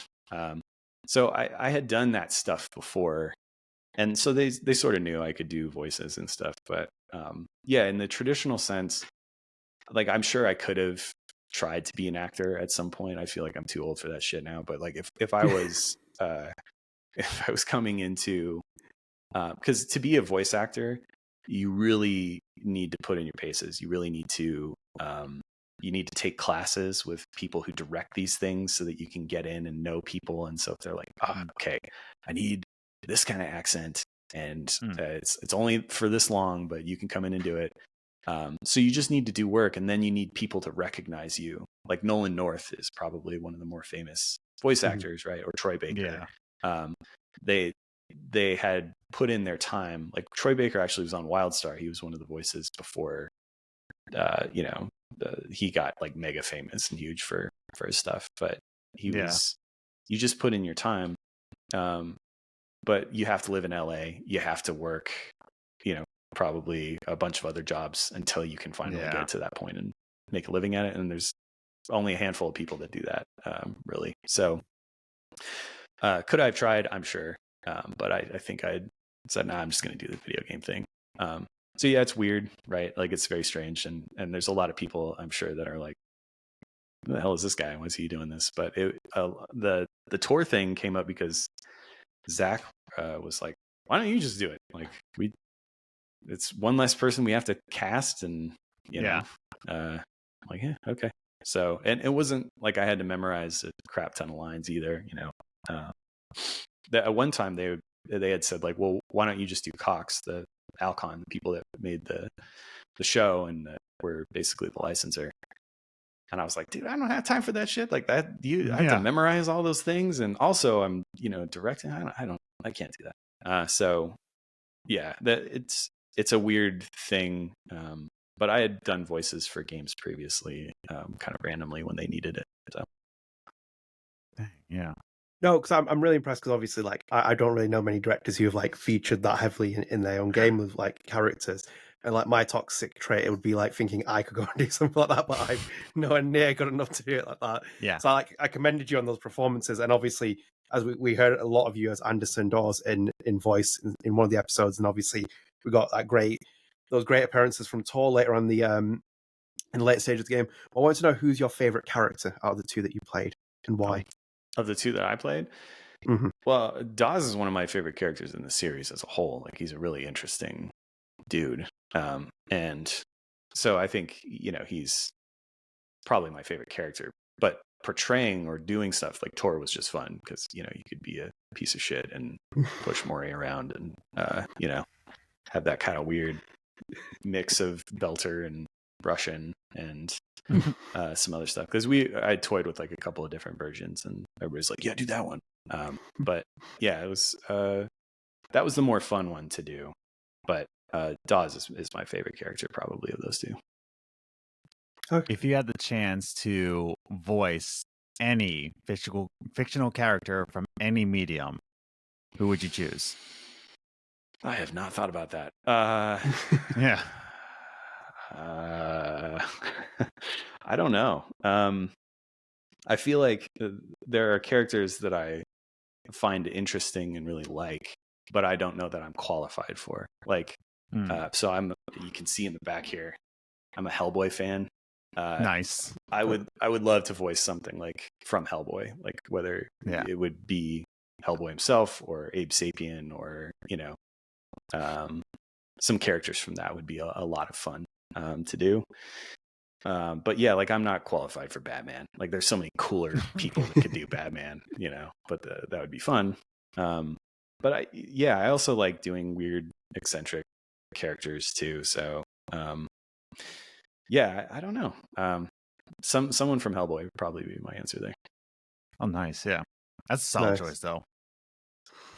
Stephan, one thing I noticed that you were very active online, like social media wise, when the game was coming out and people were reacting towards it.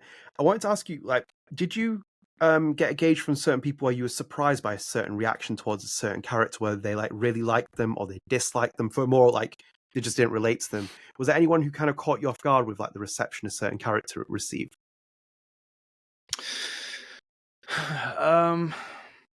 You can also pick your own characters if you want to just say that. I was great at this.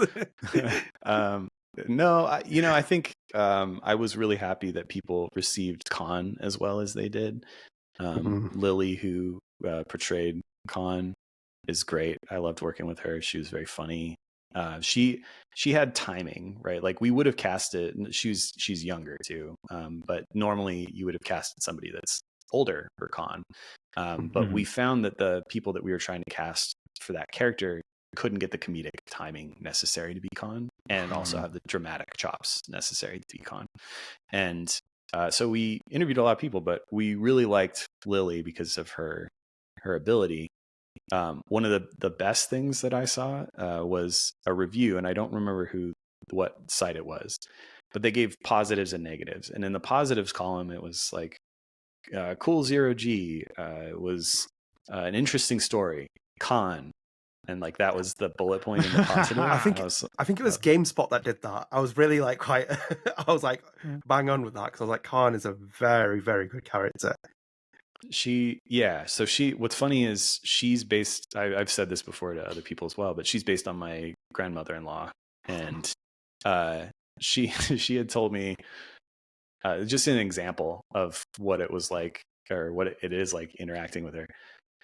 There was a point where she was saying something negative about my father-in-law, who had since divorced from her daughter. And so she was saying, man, that man was shrinking. I saw him shrinking. I couldn't believe it. I saw him and he was way lower than I saw him last time. And I said, man, you are savage. All you do is just like rip on people. And she's like, well, when Mandy divorces you, we're going to do the same thing. And I was like, oh my God. God damn, that's funny. So Khan's based on her. There's a lot of the sort of heart of who she is sort of the experience, because she is savage, but she's great. Like, I love hanging out with her. She's very funny. She's very like whip crack smart, just like instantly has something to say. She's brilliant, and she's mean, and she gives a shit about her family, so she's just an interesting character. So with Khan, the very first thing I thought of about this game, I didn't know who the main character is going to be. I didn't know anything, but I, for whatever reason, had this picture of this 80-something Vietnamese woman with like a robot arm that was the pilot. And I was like, fuck, that's cool. Like, you don't see that a lot, with that combination of things. And then I'm like, oh man, what if we kind of base it around my grandmother-in-law? Like, oh shit, that could be funny as hell. So Khan was like the first thing that sort of came up, and I brought that character up and kind of pitched in the writer's room. They're like, okay, that's pretty good.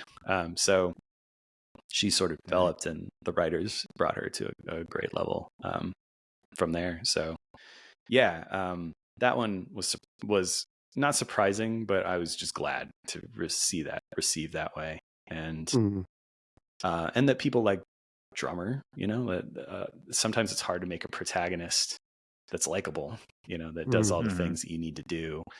And then on top of that, usually supporting characters are the ones that you kind of bounce off of. But I think Drummer had enough of her own personality that, she's a badass, and she's sarcastic, and, she's guarded. But so I was happy with that. And Cox, like, I think what's interesting, the reception as I was watching people online play, is, spoiler to anybody listening, but there's a point where Cox basically tries to toast you in the engine and take off without you. And, so when that happens and Drummer says like Cox, and she's driving up the thing, most streamers that I've seen are like, that motherfucker is dead. Like, they're just instantly like, oh, I can't believe that son of a bitch. Oh my God. They're angry. That's like perfect. That's what we want you to feel. And then, you have the gun draws out and he like shoots and hits Khan. And then people are like, he's dead. He's space. He's going into space. I'm going to kill this guy. They're so angry. And then they throw him in the airlock and he gives this passionate plea to not be killed. And a majority of people are like, he has good points. Shit, I'm going to keep him around. And some people are like, nah, fuck that guy. And then they hit the button and he goes out in space. Yeah, right. Which is fine. That's why we have the choice. But I think the fact that people actually like him, even though they know he's a piece of shit, is a good thing. No, that is really interesting, and we really loved Khan as well. It was a great character. I feel like one of the things that we haven't touched on yet as well, and especially with what we alluded to it before. This is like a powerhouse collaboration between Deck Nine and Telltale, co-developed by them, published by Telltale. It's like Telltale's rebirth. Obviously, we have like a lot of excitement for The Wolf Among Us 2, but with this is Telltale's first game since The Walking Dead season 4. So I wanted to ask you, like, how difficult was, like, because obviously people are coming to see a Telltale game as well, but they're also seeing that unique Deck Nine narrative storytelling. So I wanted to know, like, how important was it retaining that Telltale style while also retaining like the core elements, what make Deck Nine, a Deck Nine story essentially. Yeah. I mean, it was very important. We wanted to make sure that it felt like a Telltale game so that people weren't, completely thrown off. I think something like Life is Strange is a little bit more melodramatic in its approach and has a lot more downtime and space. We have like one moment, with Maya where you can listen to the music, which is very Deck 9-y, has and that was something I suggested, funny enough. Like, it wasn't anybody else who had worked on a Life is Strange game before. It was me. But for the most part, we wanted to keep the action up. And I remember pitching this to Mori, and her response was like, okay, so this is definitely not a Life is Strange feeling thing at all. Like, no. Yeah. We've got a lot more action and a lot more. The pace is much faster, I think, in terms of what it needed to be.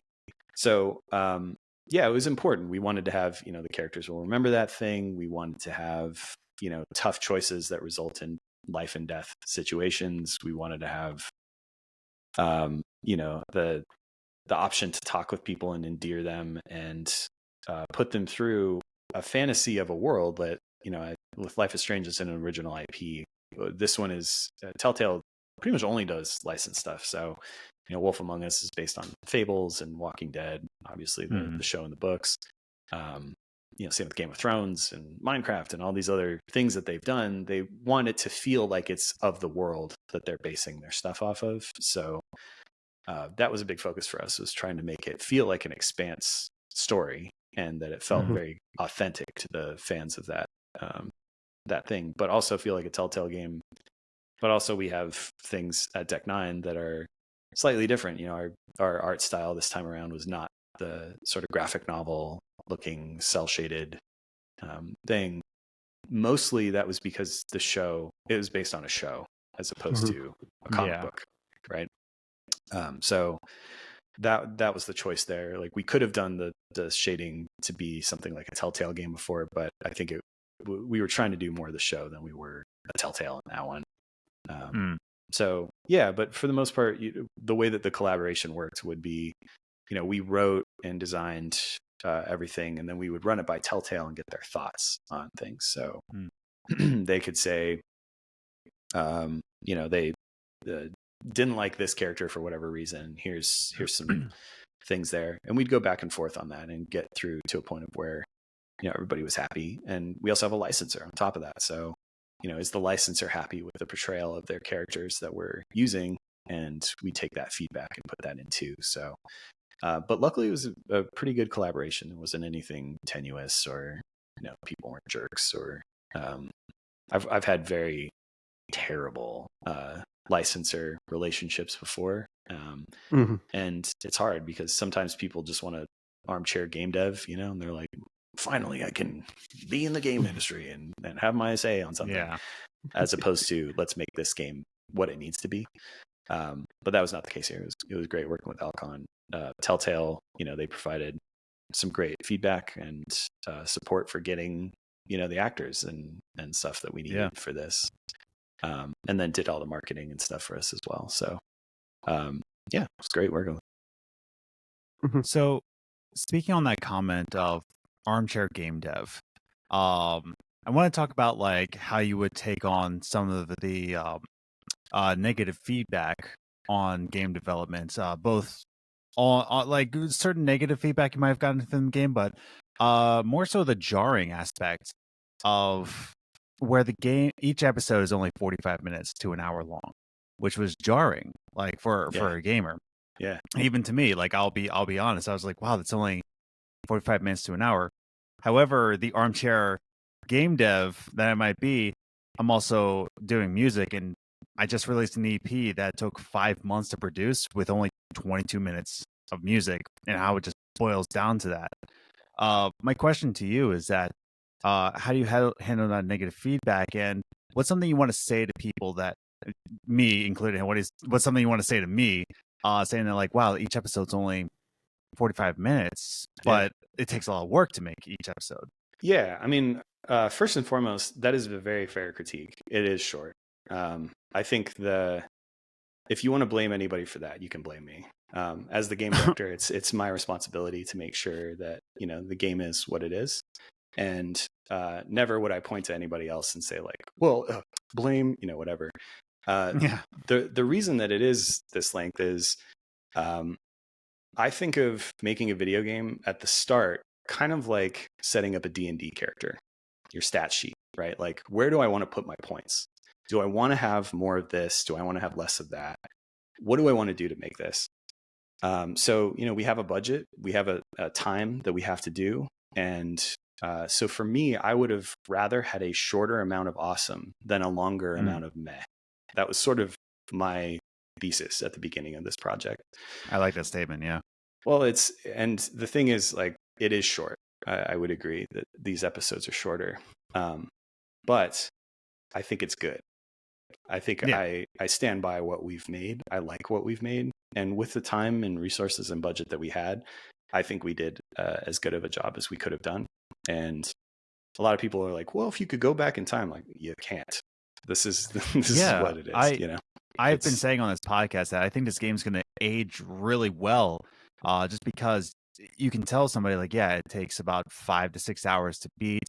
You play it all the way through. I think the whole story is collaborative. But yeah, it was just like so jarring as someone who is used to Telltale games being like 2 hours long. Yeah. Each episode, I'm like, wow, it wasn't a bad critique. I was like, this is just, I'm not used to this. No, it's fair. I think the thing is people have an expectation when they're coming in based off of this very long history of Telltale games, right? Like they're used to a certain amount. What's interesting is you usually don't get that critique on something like Edith Finch or on Firewatch. Those are games that are technically shorter than ours, but they weren't Telltale games, right? So because of that expectation isn't there. And it's judged on the merit of what it is. And, it is very fair to say, like, this feels shorter than the usual game, because it is. The thing that I'm proud of, though, is that it runs smoothly. It's like 60 frames a second on pretty much all the platforms. The story itself is engaging. At the end of episodes, as I'm watching Let's Plays, people are like, no, you're leaving me here. Are you kidding me? Yes. It's because you're invested, because you care. And yeah, it is shorter. The other part of this too, and again, this is where you can blame me for this. There's a critique that's often lobbed at Telltale games, which is my choices don't matter, right? Like you pick one thing and it doesn't matter because that person's going to die in 10 minutes anyway, and it goes back onto the same course. With this game, I wanted to make sure that the choices felt like they mattered, that people would live or die based off of the decisions that you were making. The result of that, though, is that you have a shorter episode 5. Episode 5 is the most amount of cinematic minute content that we've shot. So of all of the episodes, that's the one that has the most amount of stuff. And yet it's the shortest episode. Why? Because your choices matter. Because Khan can live and Khan can die. And because Rayan can live and Rayan can die. And because you have all these other core story points that you need to get through anyway, with Toussaint and with Virgil. And all of these things still need to happen, but they can happen in different ways. And so that was a choice that we made there too. Now, we could have done it to where those choices put you back on that straight and narrow path a little bit more, and it would have made the episodes longer. But then your decisions wouldn't have mattered as much, which is another, sort of critique that the genre often gets. And so, this is a choice that I made on this. And so again, if people are like, "Oh, it's too short," blame me. Like this is my choice. Yeah. Here. So, but it's what you can do in the time that you have. Somebody had said the other day that I was talking to, I think it was Zach Garris. I talked to him. Oh, yeah. He was like, yeah, these are, the way that like games are is it's kind of like playing a football game. Like you go out, you do the best that you can. And at the end of it, you try to have the most gracious attitude that you can towards what you had. You like, it's terrible if I was like, well, if I had a better team, then cringe, but yeah, you can always just blame anything like your surroundings. But the choice of the matter is like, you have what you have, the time that you have. This is the opportunity that you have. And that's why I like studying Stoic philosophy. It's just like being content with what is around you, what you can control. And that's just it. It's like, it is what it is, but I'm proud of the product, Yeah. And I think this, I'm really happy with the way that this team worked together. And in a lot of ways, there are things about the game that I'm really proud of. But one of the bigger accomplishments, somebody had asked me, I can't remember who, it was an interviewer in LA when we did a press event. They said, what's the thing you're most proud of? And at the we did a post-mortem, meaning at the end of the project, we sort of asked how things went, what went poorly, what went well. And in the what went well category, unanimously across the teams, everybody said that they felt heard. And to me, that was a big thing. Another thing is we didn't crunch our asses off to make this game. We made this game in a reasonable setting because we understood what it would take to make the game, and we understood what it would take to make the game good. And again, I could have crunched the team to death to get, an extra however long. But I'm not willing to do that. I'm not willing to make people have worse relationships with their kids or their significant others because of, the time that we have. So again, blame me on that one too. But I'm fine defending that. So I have another follow-up question for that, especially with the whole time crunch. And I know we're running out of time for you, but I definitely want to get your take. So you're active on Twitter or X, whatever you want to call it. You've probably seen a thread from Nelson about Baldur's Gate 3, of how this is going to set expectations too big for gamers. I don't know if you've seen that thread. I've heard this critique. I didn't know who it came from, but yeah. Yeah, he's actually an indie developer. I can't remember what his team is called, but basically the short end of the thread was he's not saying that game developers now need to make a good game now. But that Baldur's Gate is so grandeur in size that a lot of gamers are going to feel like every game needs to be this size. If you've seen that thread, what is your take on it? Do you also fear that sometimes that bigger games come out setting expectations for your game, even though it's not the same genre? You as a game dev, game director, what is your take on that? And just to tack onto that as well, Stephan, obviously based on your experience with Warcraft as well, because you've worked on like massive MMO games, does it always have that kind of like, is it in the back of your mind of like how big your game's going to be and like the length and etc.? Yeah, so it's not a fun creative conversation to have, right? Where you're saying, what do we have and what can we do in the time that we have, and how do we make that as good as possible and keep the quality bar high and stuff like that. But I think it's a necessary one because you'll see a lot of games that come out that don't have a high quality bar and will come out and kind of feel unfinished. Like you can tell, and you'll see patches and stuff that try to fix it or, whatever. But the genre really depends on what you're trying to do. There was somebody at Blizzard who had said this, and I want to say it was Jeff Kaplan when he worked on WoW. But the saying was quantity is quality for them. In MMO, there's an expectation when you buy a new expansion that there's a lot of content for you to chew through. And that's true. That's just the thing with WoW. Whereas if you do a Call of Duty campaign, they're like 4 or 5 hours, maybe. Yeah, maybe a little bit longer. But the quality matters to them in terms of that experience is very well put together and has an awesome story, great shooting mechanics, and all this other stuff. So yeah, I think it's a big part of it. Now there are certain directors that are a little bit less production focused than maybe I am because I have this weird mix of production and creative stuff. So there are some that are just all creative and they're like, look, give me an adult who can tell me when I need to do things, and then I can argue with them on what needs to go in and what doesn't or whatever.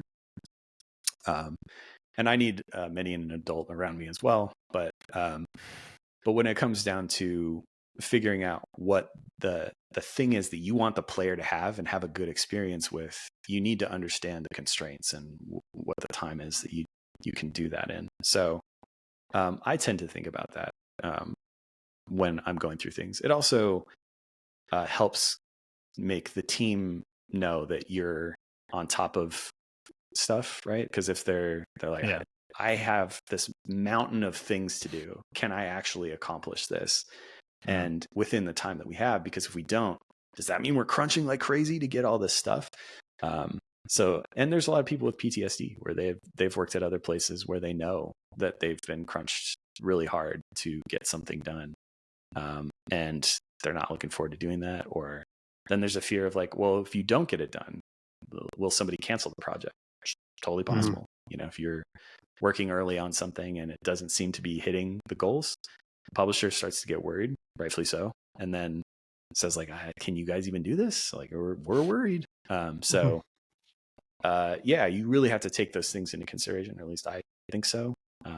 Now, there might be some people that would argue maybe it's worth it to have, like, I'm not picking on Bethesda when I say this, but like, you know, Bethesda has bugs when they launch their games. You know, this is like pretty known, but also some of them are kind of charming and funny. But and also they have a huge amount of stuff like Fallout 3 or Skyrim. They're some of my favorite games ever. Yeah. And they were buggy like when they came out. But does that mean it's not worth shipping? No, actually. Like, I think I was able to get through the game and enjoy them. It really just depends on who you are and what kind of game you're trying to make. Yeah, I hope that answered the question. Yeah, no, it does. It's just kind of like one of those things, like the expectations of what I want from a video game might not match with what you can do in a video game. Like, it might be buggy, but are they charming? And that's just it. It's like, it's just too grandeur. I mean, I keep bringing it back to music, and it's just like indie artists, you know, they can't make the same kind of production as, like, say, like The Offspring or Metallica or something like that. Like, and there's just a lot of expectations that albums need to be Metallica level, and it's just like, well, indie artists who are producing in a bedroom, you know, can't do that. It's just, but if you're Elliott Smith, right, like, you don't need that, right? Like, you can make a sound that is almost, the charm comes from the sort of raw, rough recording. Punk rock is like that, right? Like, there's a lot of punk rock bands, like the Ramones did not have great sounding stuff, but it's okay. That's not the point. The point was that it was raw, emotional, and that you had dudes that were not exceptional musicians. But they could write catchy hooks, and they, you know, could play fast. So, and that's just it. It's just like a lot of different things. Like, you can't be always polished. Like, it doesn't give any character. Once it's too polished, and it's just kind of like, how do you differentiate between album to album? You know, different sounds. Or even Billie Eilish's production. They do it in their old parents' house, like with a MacBook. It's not even in a studio. It's just like in a house somewhere. You know, I can think of all sorts of things. Yeah, there's a lot of that stuff in games, and so I hope people didn't take my saying that Bethesda games can be buggy. That's not a me lambasting them. That's me. No, it's just looking at, like, there are different types of games. Like, Celeste is one of my favorite games. Yes, I love Celeste.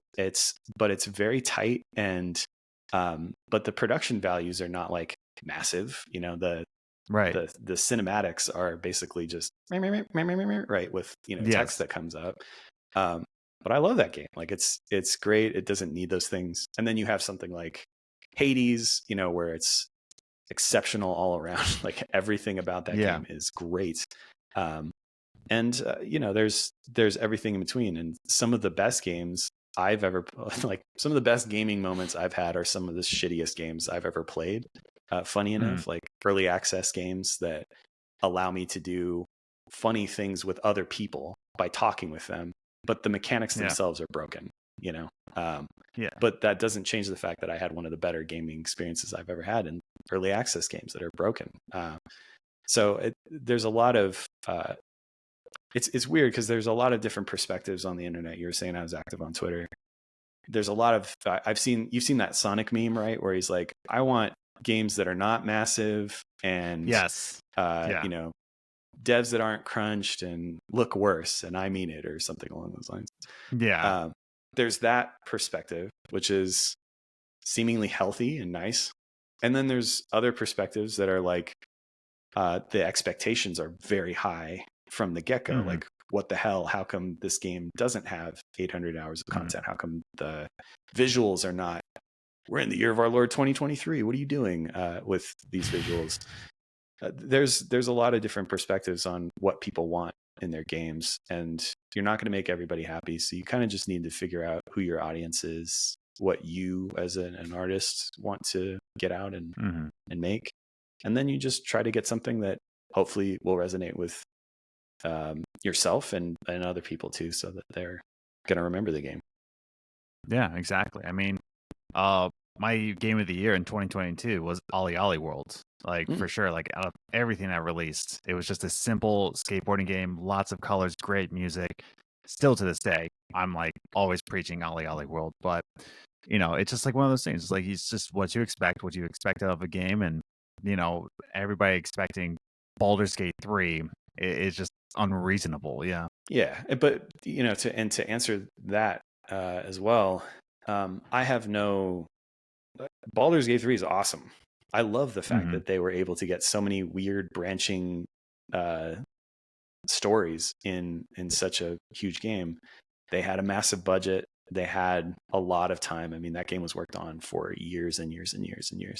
So yeah, that, and on top of that, has been based off of previous engines like Divinity, Original Sin, and then Divinity 2. And then you make Baldur's Gate 3. This is a group of people that have, over the period of probably over a decade, I think, with those guys, that they've been working on an engine and a pipeline and have people that have been doing this for a long time. So they get it. They know what it takes to do that. It's almost like your story, where it's just like we might say that, oh, Stephan Frost came out of the woodwork and but you just told us the story. Like, no, I've been putting in my time here, and now I'm a god in video games now. So I don't know if I'm a god in video games, but I will tell you, you know, it's your words, not mine. But you'll be really angry when he sees it in the title. I am a god, quotation mark.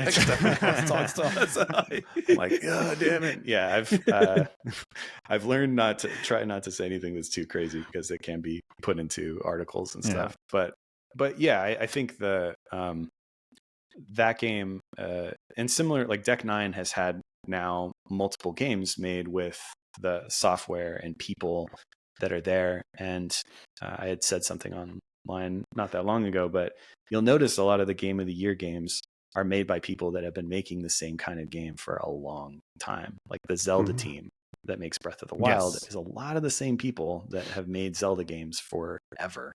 You know, if you look at Skyrim, I mean, that was like Morrowind, that's Oblivion, that's Fallout 3. Like that's a lot of stuff that you're going to learn in open world RPGs and get better and better over time. The Assassin's Creed games, like all of these things are based off of your building and understanding of how this pipeline works, and tools and people is the most important part about it.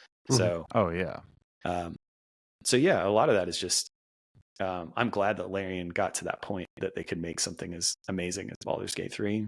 And I'm not worried about other people expecting, like, well, okay, Larian did it, how come you don't have, you know, there's a lot of stuff that is different. It's armchair devs. It's, so I'm not worried about it. I'm sure that some players will have that expectation. You just make the game you can. No, exactly. So, Stefan, obviously a bit time conscious about how much time we've taken from you, and obviously appreciate it because it's been fascinating to talk to you and hear everything. I had 3 questions, but one of the ones I had was, and we're speaking about length, and your perspective on the length of the Expanse is quite interesting to hear, and it's given me a bit of a different way of thinking about it as well. But the other thing that we noticed with this game was the way that the episodes were released. So obviously we saw a big pivot with Deck 9 on Life is Strange True Colors, that they went with a chapter system. They moved away from the episodic structure that we'd seen years gone by. Telltale was very famously known for releasing these episodic games in, you know, a longer period of time. And then this is coming out, like, you know, weeks apart episodes, like people can come back every couple of weeks. I just wanted to know, like, how did the process come about to make that decision of getting episodes released more or less 2 weeks apart? And then also, do you think that this is the format that needs to happen to keep this actual genre alive, and it's the one that's going to keep people with, like, you know, games that made from Telltale, made from Deck 9, made from other studios? Well, so we didn't really, we just did the development side of things. The publishing side of it was Telltale. So that decision-making process, I don't know the ins and outs of. So it was more Telltale kind of said, this is what we want to do. And we said, okay, and we'll divide it up that way. I think we still even if the game was released all as one thing, which it is now, effectively now that it's come out, it still would have been divided up by episodes probably. But that happened with True Colors as well, right? Like it came out there are multiple episodes, but it was all released at once, so you can kind of play through it at your leisure. I mean, all I can speak from is my perspective on this. I can't really speak from Telltale's perspective or Deck Nine's even. Personally, I kind of like the Netflix, approach of I just want to play through when I want to play through it. I think that there are upsides to it. Obviously, you build up the hype every episode. I do like the water cooler angle of it, right? Where at the end of episode 1, you're going, oh, dude, what are they going to do next? And you have people talking about it, and it gives time to breathe. And there are upsides to that for sure. So I think there's cool stuff there. I don't know what Telltale's going to do with, say, like Wolf Among Us 2 or whatever they're going to do. So that would be a question to ask them. But and Deck Nine, usually because we're not a publisher, we're sort of working with whatever the publisher wants to do. So if the publisher wants all this stuff out at once, you got it, boss. If you want it out in, multiple episodes, sure thing. So yeah, but I think the Netflix model was popular for a reason, personally. But you can't argue with like the Game of Thrones stuff where it would come out and the Red Wedding happens and everybody's talking about it, and then the next week thing is a thing too. So positives and negatives to both. Okay. And obviously, we're not done with the Expanse yet, because later on we have a bonus episode coming out, Archangel. And we're excited for that nonetheless. Obviously, we own the deluxe edition, so we're excited to see it. What can we expect from that? Obviously, I'm not going to expect you to lay out all the details and give us bare bones, but because obviously me and Adam have been invested for 5 episodes, what can we kind of expect from this? Because I have no idea who this character is that is based around. I kind of quickly had a Google search just to see who she is and just kind of get a bit more details. But what can we expect just to kind of flavor profile wise? Yeah, it's much different than the core game. This one, Christian Avasarala is a politician in the Expanse universe. She is also incredibly intelligent, and has to work a lot of different angles for a lot of different things to happen. So what you can expect from this one is less like, oh, snaps, gunfight, oh, 0G, this one is a lot more, what is it like to live a day in the life of Christian Avasarala? And this is the worst day of her life. So I'll just put it that way. So yeah, she is one of my favorite characters. She is voiced by an actress who I absolutely love, which is Shohreh Aghdashloo. She's one of my favorites, and to get to work with her, if you hear Assassin's Creed stuff now, she does the VO for a lot of the commercials that are coming out for Mirage. Oh snap! But she was Talia's mom in Mass Effect 2, and she was also in the League of Legends show that was on Netflix, Arcane. She was the cop, one of the cops that was in that. She's in a whole bunch of stuff. She was in Renfield recently. She's awesome. Her voice is iconic and recognizable. You hear it and you're like, God damn, she has the coolest voice ever. So getting to work with her was really fun, and was also, it's a different vibe in the show. She's doing different things, but they affect lots of different people's lives, and her decisions sort of matter in that way. So this one is more, I would say, introspective. It wouldn't be something that's like, I've got a gun to this guy's head. Do I kill this guy? Do I kill this guy? Kind of choices. But it's personal and endearing, I think, to that character. And this was really for fans of the show, like that. We wanted to pick a character that fans would be very excited to get to be a part of and see. And so, yeah, it'll be different, a lot different. This one is a little bit more laid back in sometimes, and then more intense in others. But yeah, the ending is something I'm really quite happy with the performance from Shohreh from as well. Nice. Okay. Adam, you got any questions before I throw the big curveball to Stephan now?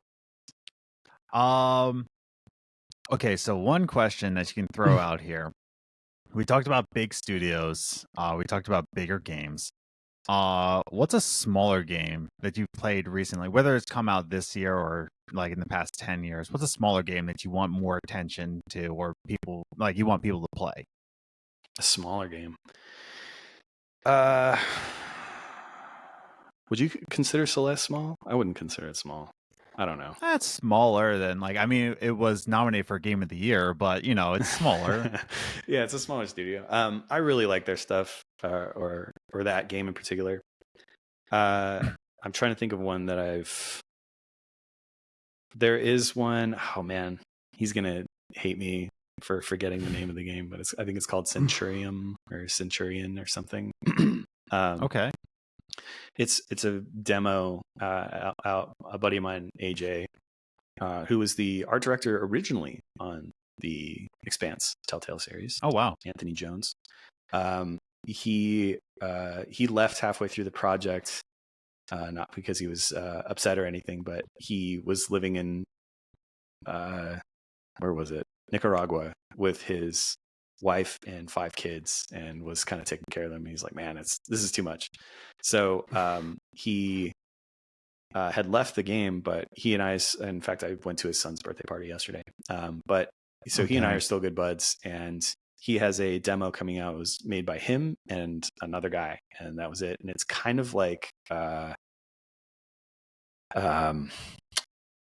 am I dropping the name? Vampire Survivors, but it's sci-fi, and you're shooting a bunch of stuff and running around. And you can mod your ship in different ways and stuff like that. So that's pretty cool. That's very small. It's a very indie sort of thing. But I'll send you guys a link, and maybe you can link it in. I was about to say, I'm trying to look it up to see what the game might be. Would it be from Panfro Games? No. Okay, I'm looking up a different Anthony Jones then. But yeah, send me a link. I definitely want to keep my eye on it. Yes, I will send you guys a link. You can throw it in there. But that one, I would say if people want to check it out, they're looking for feedback and stuff like that. So nice. Yeah, that one I would say check out. That's a tiny game, but yeah. Okay. Nice. Stephan, me and Adam love Telltale games. We like absolutely adore them. We've talked about episodic games in like one of the podcast episodes, like what are the greatest. We've always kind of like tried to define what we think is the greatest Telltale game. That's what I'm going to ask you now. It's like, what do you think is the best Telltale game that they've ever done? That's unfair. And it's a very difficult one because we felt like this. We've like flip flop between like the Wolf Among Us, The Walking Dead. It's just, well, I wanted to know where do you stand as like your favorite, and then what you think is the best Telltale game. Okay, I'm going to give you 2 answers. Yeah, it's I would say that Walking Dead is probably my favorite. I really like Wolf a lot. Like the personality and the characters and the art style, all of that put together. It's so well done. And what I liked about it was it came out of nowhere. Like nobody would think, oh, let me base something off of Fables of all things. A comic book that is not a massive, huge mega hit, sort of thing. Like for example, if you were to ask me like any sort of thing that I could make a future game out of, be it Deck 9 or Telltale, I would actually want to work on like a Saga game. If you guys have read Saga. Yeah, that sounds super familiar. Brian K. Vaughan, wasn't that Dark Horse? No, that was Image. Oh yeah, Image. Yeah, Brian K. Vaughan is like one of my favorite writers, and Saga is. Saga is amazing. I would love to do anything in that universe, and I think a lot of it is similar to Wolf in that category of, these characters that are very endearing, and in a world that is very high fantasy kind of feeling, and very mature subject matter. Yeah. And so I really like Wolf, but I think I would say Walking Dead because it sort of came out of nowhere. Like you had like Heavy Rain before that, which was sort of a very intense narrative experience that I think hooked a lot of people. To me, I don't know anybody that worked on Walking Dead, but to me, I see a lot of influence from Heavy Rain being put into Walking Dead. Oh yeah. But adapting it to that world and putting it and really leaning into the fantasy of being in the world of Walking Dead, which is a grim one, and that you're meeting characters that are surviving, and that you're going to have to make these awful decisions that, you know, affect their lives. And yeah, the art style and like, yeah, the animation maybe doesn't hold up as well, seemingly, but it still is an exceptional story. And the art style is so Walking Dead-y and cool. Yeah, I think that one, and you know, the relationship between Lee and Clem is very strong, and that ending is just brutal. And yeah, to me, that's like, I mean, there's a reason it's sold like crazy and won Game of the Year, and you know, I think it was really an interesting and pivotal moment for narrative games. I think Heavy Rain was also one where you see that and you're like, oh my gosh, like this is, at the time when it was out on the PS3, like looked amazing. And even like Detroit, also you can tell they're building off you know, the visuals and the storytelling and the ability to branch in all those different ways. It's awesome. But yeah, my favorite is probably Walking Dead out of those. But you know what? Oddly enough, I also have an affinity for Homestar Runner that they did a long time ago. Because it's like they were really leaning into what it was, and the art style really carried over, and the personality and heart from them. Homestar Runner, there was a game? I'm pretty sure Telltale did the Homestar Runner game. I'll have to look it up just to verify, but I'm pretty sure that was them. It was a WiiWare title, I think. Homestar Runner. I'm looking it up right now. You can hear me clacking away. Yeah, same. Everybody. Wait, Strong Bad's cool game for attractive people. Yeah, Telltale did. What? Yeah. They had some really great little cute moments from, you know, Homestar stuff. Just like, you know, early internet days for a lot of people. But yeah, that was from back in the day too. But it's certainly not their best work, but it's cute and charming. Yeah, for sure. I'm gonna have to look this up. Oh my god. Okay, yeah. Now I'm on a rabbit trail here, but yeah, that's all. That's all the questions from me. Now I'm gonna be looking this up to see if like it ported over to the Switch. Nope, just Wii. Yeah, I'm gonna have to look that up. Yeah. So yeah, Stephan, before we close out this round, this entire like section, I've got one more thing for you. Okay. It's 6 quick fire questions. Let's go. It's the Frost lightning round, because we're going to ask Stephan Frost all his major choices in the Expanse, which way he would go to.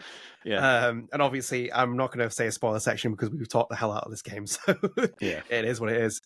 Stephan, kicking things off, are you releasing the container or cutting off Ryan's leg? Cutting off his leg. Oh yeah, respect that. Yeah. Kill Cox or let Cox live? I would say space him, because really you tried to toast me and all this other stuff.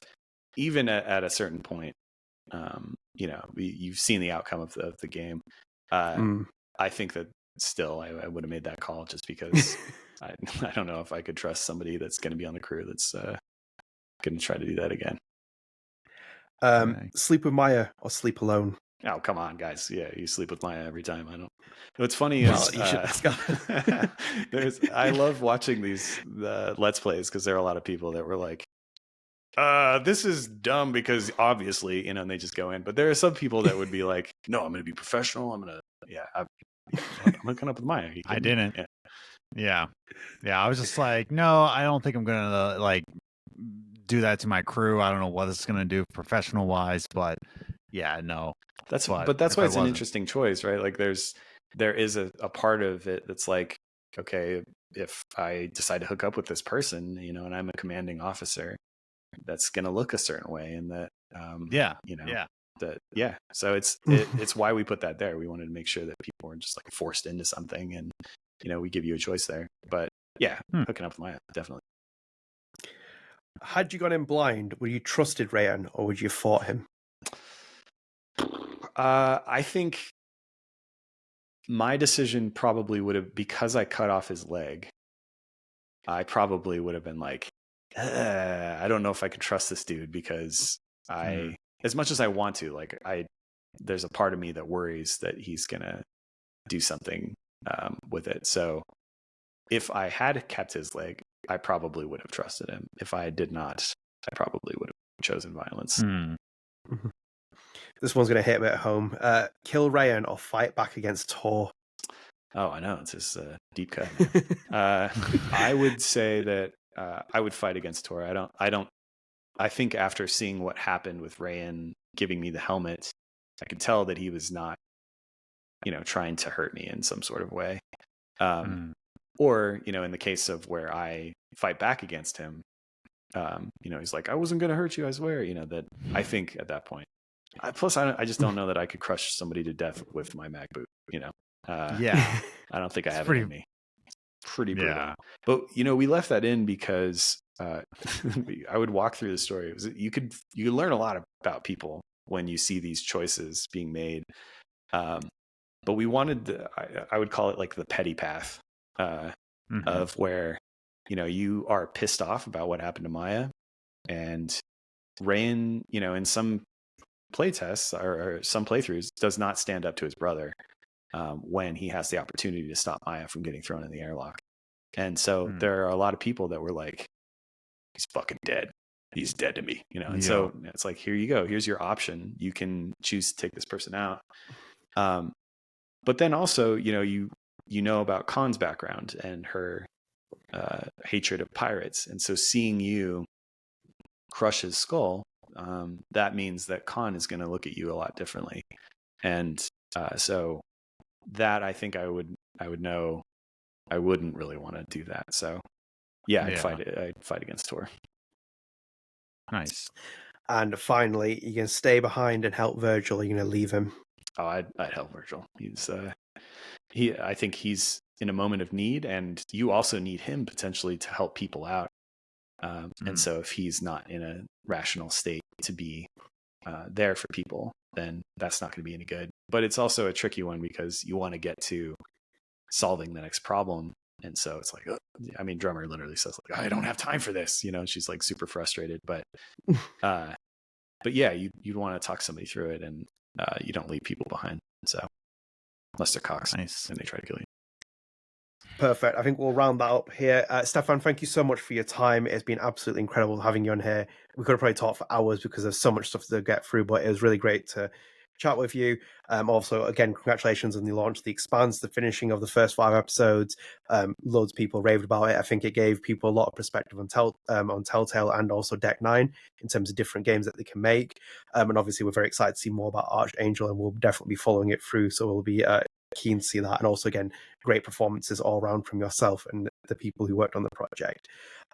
We'll cut now to our end section to wrap this out. But again, thank you again for being on here, Stephan. Yeah, thank you for having me. Much appreciated. Thank you.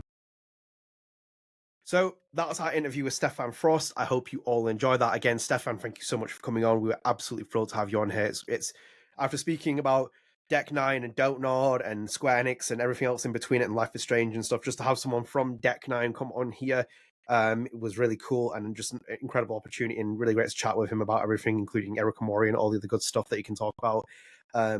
Very intrigued to watch more. I'm actually really excited to watch The Expanse at some point. I will start it soon because I do want to watch some of these. Like, I really want to see why he likes Anderson Dawes. Like, it was quite interesting, like how he liked Anderson. It's like his like, how much he loves Camina and stuff. So I'm very keen on seeing that. But before, at this point, let's just wrap up with our final segment, which will be Spread the Arts. Adam, would you like to go first? Yeah, sure. Always, I always plug my EPs, controllers and cartridges. It's out on Spotify, Apple Music. Check it out if you haven't. Put a lot of work into it, so super duper. But yeah, honestly, let's talk about spooky season. It's Halloween, guys. It's Halloween season. It's October. I'm gonna start with a light one, not really like a super haunting one. This came out 2020 or 2021, I believe, but it's a Netflix movie with Adam Sandler called Hubie Halloween. I watched it when it came out, and I really liked it, but we recently rewatched it. Me and my wife, we rewatched Hubie Halloween. It's still just as adorable. Like, it's just a nice, wholesome family time Halloween movie. I really like it, and I think this is one of Adam Sandler's most candid roles, I would say. because it's got a lot of his buddies, and it just feels like it's him and his buddies just making a Halloween movie. So, if you're into that, Hoobie Halloween, it's on Netflix. I really like it. It's nice. Also, check out my new EP. I put work into it, so I don't know. Check out both at the same time. I think we should rechange this segment for October where it's spread the spooky arts, and spooky is in brackets. Spooky arts. Yeah, I think spooky time. Do you know what?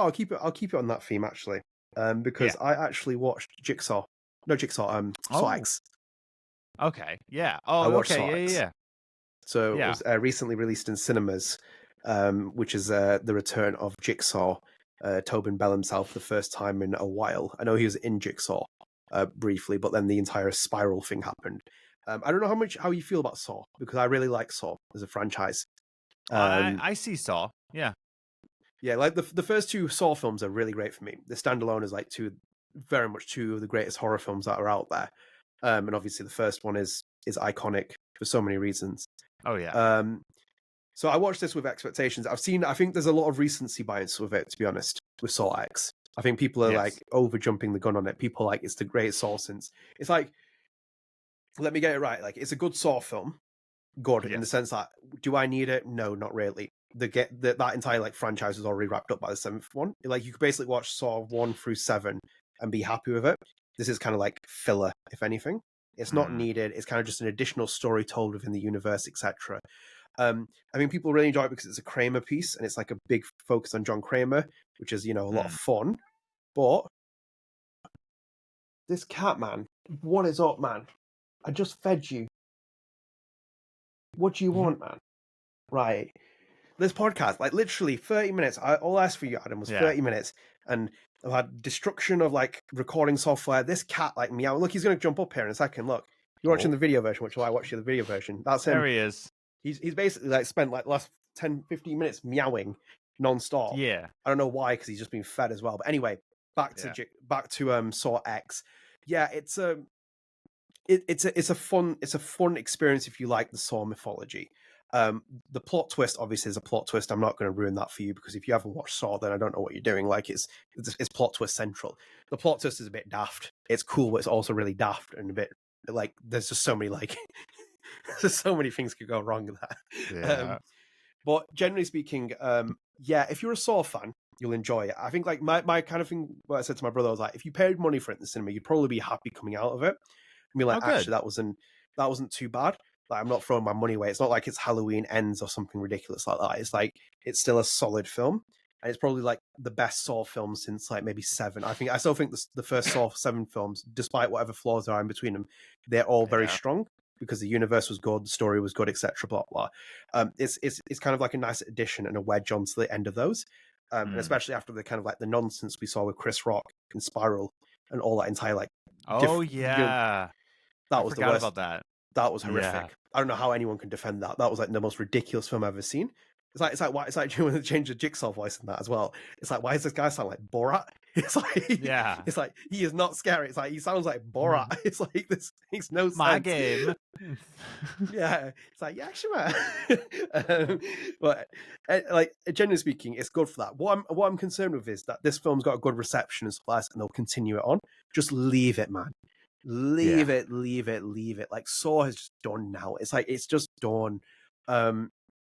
But generally speaking, I want to kind of like use that. I think I might try and dedicate this entire month for Spread the Arts just to watching horror films, and then or horror games or stuff, and reverse back onto here. But anyway, that is my recommendation, which will be Saw X.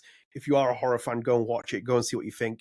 I would just kind of like use the main comment, which is recency bias. I think there's a lot of recency bias towards this, because it's probably the best Saw film since 7, and there's not much before it, which is kind of like, that much to compare against it. I didn't really think Jigsaw was very good or even needed, and then even like Spiral was horrific. But like, this is like kind of okay for that. I think people have kind of forgot. Like, what I always say to people, like, it's recency bias, but then go back and watch the first 2 Saw films, and then at that point you'll immediately knock this one down the list. It's just not even the same league. Anyway, I think we'll wrap up here. Hopefully all this recording turns out well in between things. But if you are new here, as one more time, please do consider dropping subscribe, turn notifications, like the video, and share with your friends. Helps you support the channel more than anything else. Helps you keep up to date with the channel and all the content we post. And StrangeCast is available on all podcast services. So we're available on Apple Podcasts, we're available on Spotify with a video version, over 150 followers again on Spotify. Thank you so much for that. It really means a lot. Just seeing the numbers tick up. We're close to about 5,000 plays on there as well. So amazing just to see it as well. This is a very small channel and it's always just keeping things going as you will. And one more reminder, we are on TikTok. I will try and keep posting on TikTok a bit more because it's actually wild how many views we can get off that. It's just wild, like the exposure it gives us. And I'm hoping that it kind of brings more people to this channel because for some reason it's just difficult to attract people where possible. Stay tuned, I will say this, and make sure you play the Expanse. That's one more plug here. I think you should really play the Expanse because we've got a couple of things coming up in the next month or so. And I would highly recommend you play it so you can stay in tune. We'll keep up to date with the Life is Strange content as well, but I would recommend you play the Expanse because I don't think you want to miss out on some of the next couple of episodes we're doing here as a tease. And there's also a little other thing that I'm working on as well in between for this podcast, which Adam will see at some point. I've just kind of teased that to him before. So yeah, for now, hope you enjoy the episode. Again, Stephan, if you're watching this, thank you so much for coming on. We had absolute pleasure speaking to you. Go and play the Expanse, guys. And until then, take care. We'll see you later. Bye.